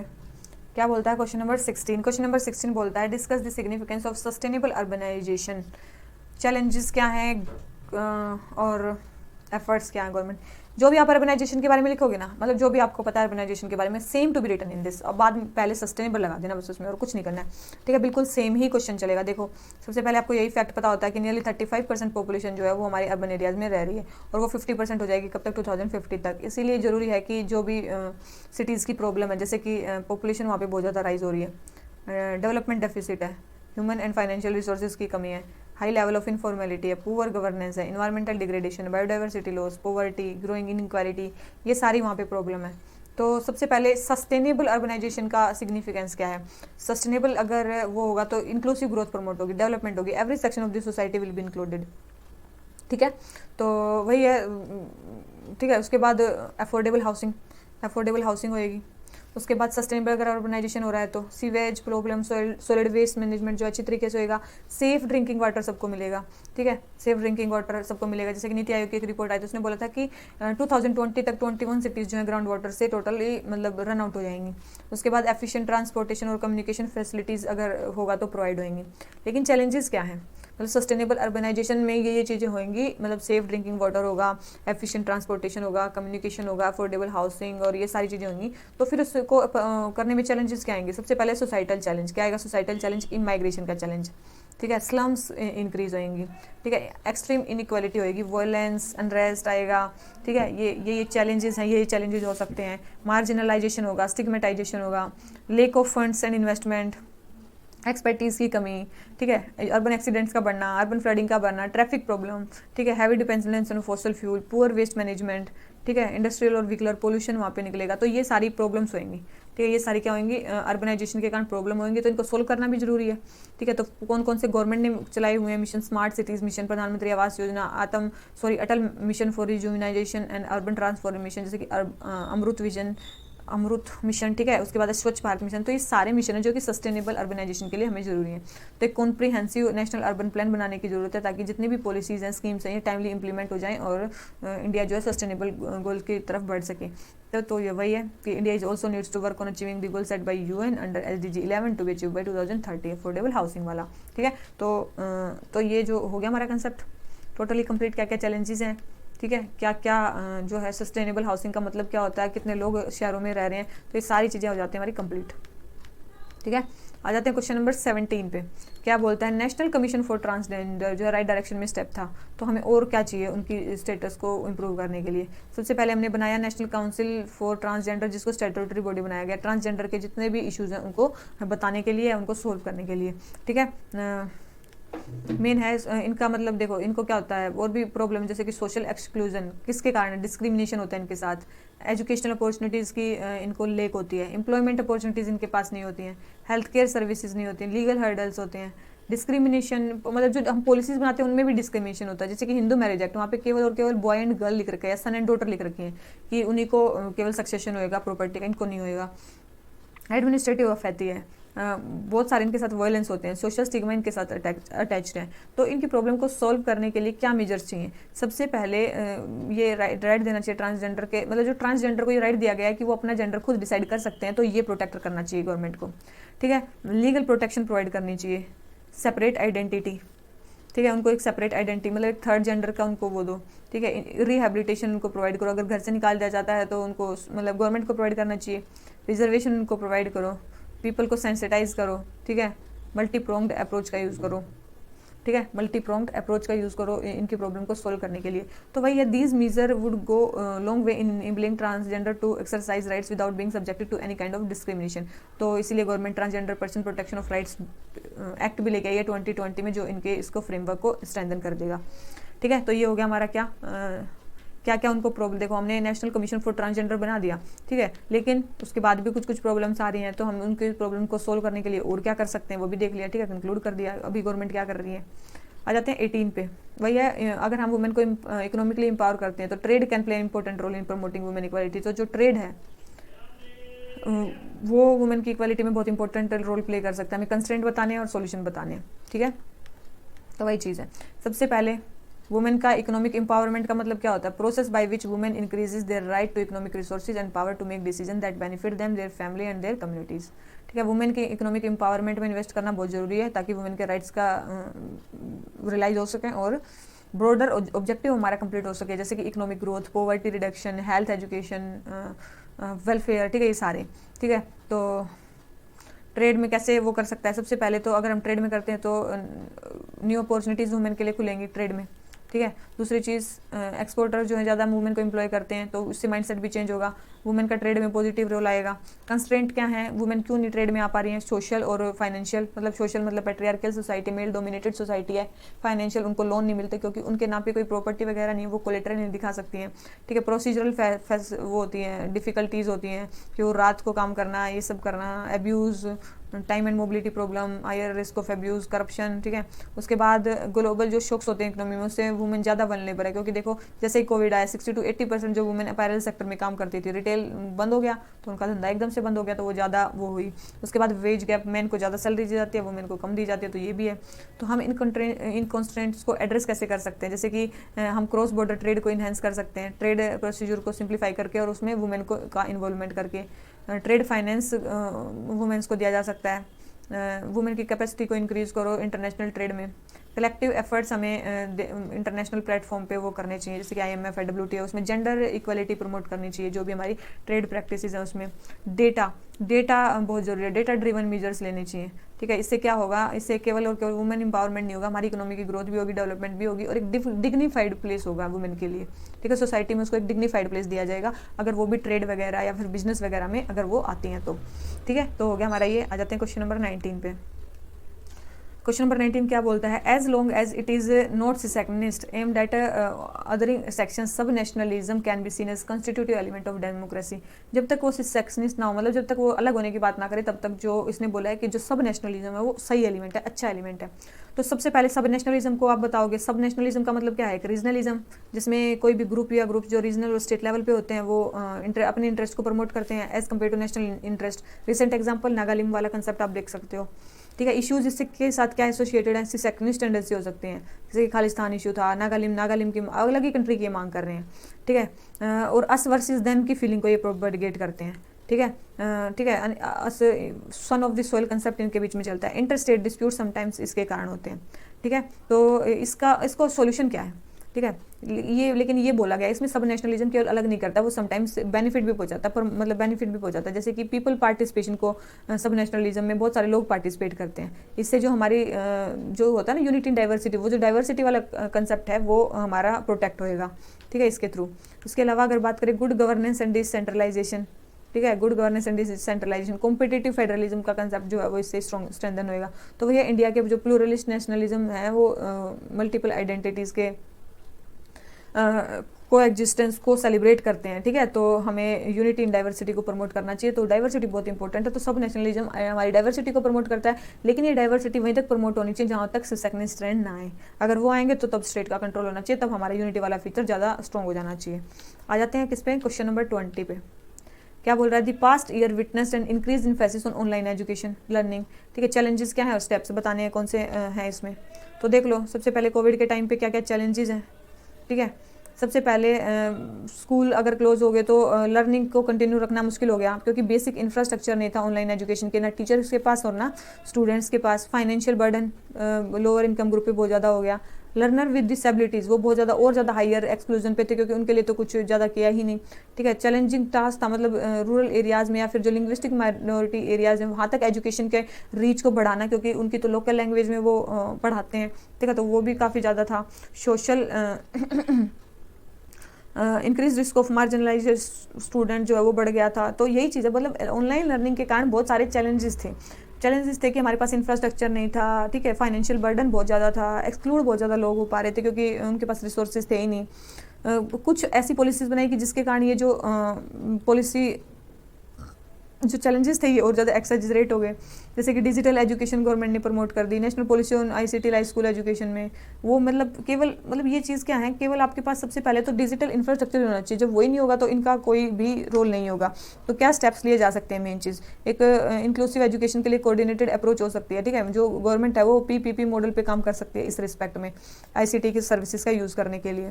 National policy on ICT in school education, ये एक पॉलिसी गवर्नमेंट ला सकती है। इसके बाद की बात करें तो it is crucial to design qualitative and adaptable assessment framework to evaluate learning outcome for CWD, child with disabilities के जो प्रॉब्लम्स हैं उनको सोल्व करके भी मतलब हमारी टेक्नोलॉजी ड्रिवन हो सकता है, ठीक है। और ये भी पर्टिनेंट है कि हमें प्रिपेयर करना होगा, एम्पावर करना होगा, मोटिवेट करना होगा अपनी एजुकेशन वर्कफोर्स को, मतलब जो टीचर्स हैं उनको प्रमोट करना होगा ये सारी जो इनिशिएटिव्स हैं यूज़ करने के लिए, ठीक है। तो इंक्लूसिव एजुकेशन जो है इससे क्या होगा, जितने हम एजुकेशन को इंक्लूसिव बनाएंगे वो हमारी एकेडमिक अचीवमेंट होएगी, सोशल इमोशनल डेवलपमेंट होएगा, सेल्फ एस्टीम बढ़ेगा, पीयर एक्सेप्टेंस बढ़ेगा। तो ये हमारी सब स्टेक होल्डर्स की ड्यूटी है कि हम साथ में आएँ और जो भी हमें चेंजेस रिक्वायर्ड हैं वो करें हम अपने एजुकेशनल आउटकम्स को इम्प्रूव करने के लिए, ठीक है। तो ये सारी चीज़ें ऑनलाइन, देखो आपको ऑनलाइन एजुकेशन के बारे में पता होगा और भी आपके पास बहुत सारे पॉइंट्स होंगे ऑनलाइन एजुकेशन में क्या क्या चैलेंजेस हैं और क्या क्या गवर्नमेंट कर सकती है और क्या क्या गवर्नमेंट कर रही है, ठीक है। तो वो सारे आप लिख सकते हो। 250 मार्क्स का क्वेश्चन है, काफ़ी स्कोप है आपके पास लिखने का, ठीक है। तो देखो हम जो है केवल और केवल ये नहीं कि केवल यही क्वेश्चन यही आपको पॉइंट्स डालने, नहीं, आप अपने पॉइंट डाल सकते हो। केवल और केवल क्वेश्चन से आपको फेमिलियर करवाना इज़ माई मेन एम। कि बहुत सारे बच्चों की मतलब ये डाउट था कि मैम मतलब बहुत सारे बच्चे तो 30 टेस्ट मीन्स के होते हैं तो वो देख भी नहीं पाते हैं कि मतलब आया क्या है, 2-3 देख करते हैं एंड देन आप वीडियो से कम देख लो कि कैसे क्वेश्चन आए हुए हैं और आप उसमें क्या लिख सकते हो। समटाइम्स आप वेग ब्रेनस्टॉर्मिंग भी बैठ के कर सकते हो, ठीक है। तो चलिए इसी नोट पे आज का लेक्चर खत्म करते हैं। आज का लेक्चर आपको पसंद आया तो प्लीज़ वीडियो को लाइक करो, चैनल को सब्सक्राइब करो और एक दो जगह शेयर भी कर दिया करो भाई, ठीक है। तो चलिए आज का लेक्चर खत्म करते हैं। Thank you very much, bye bye.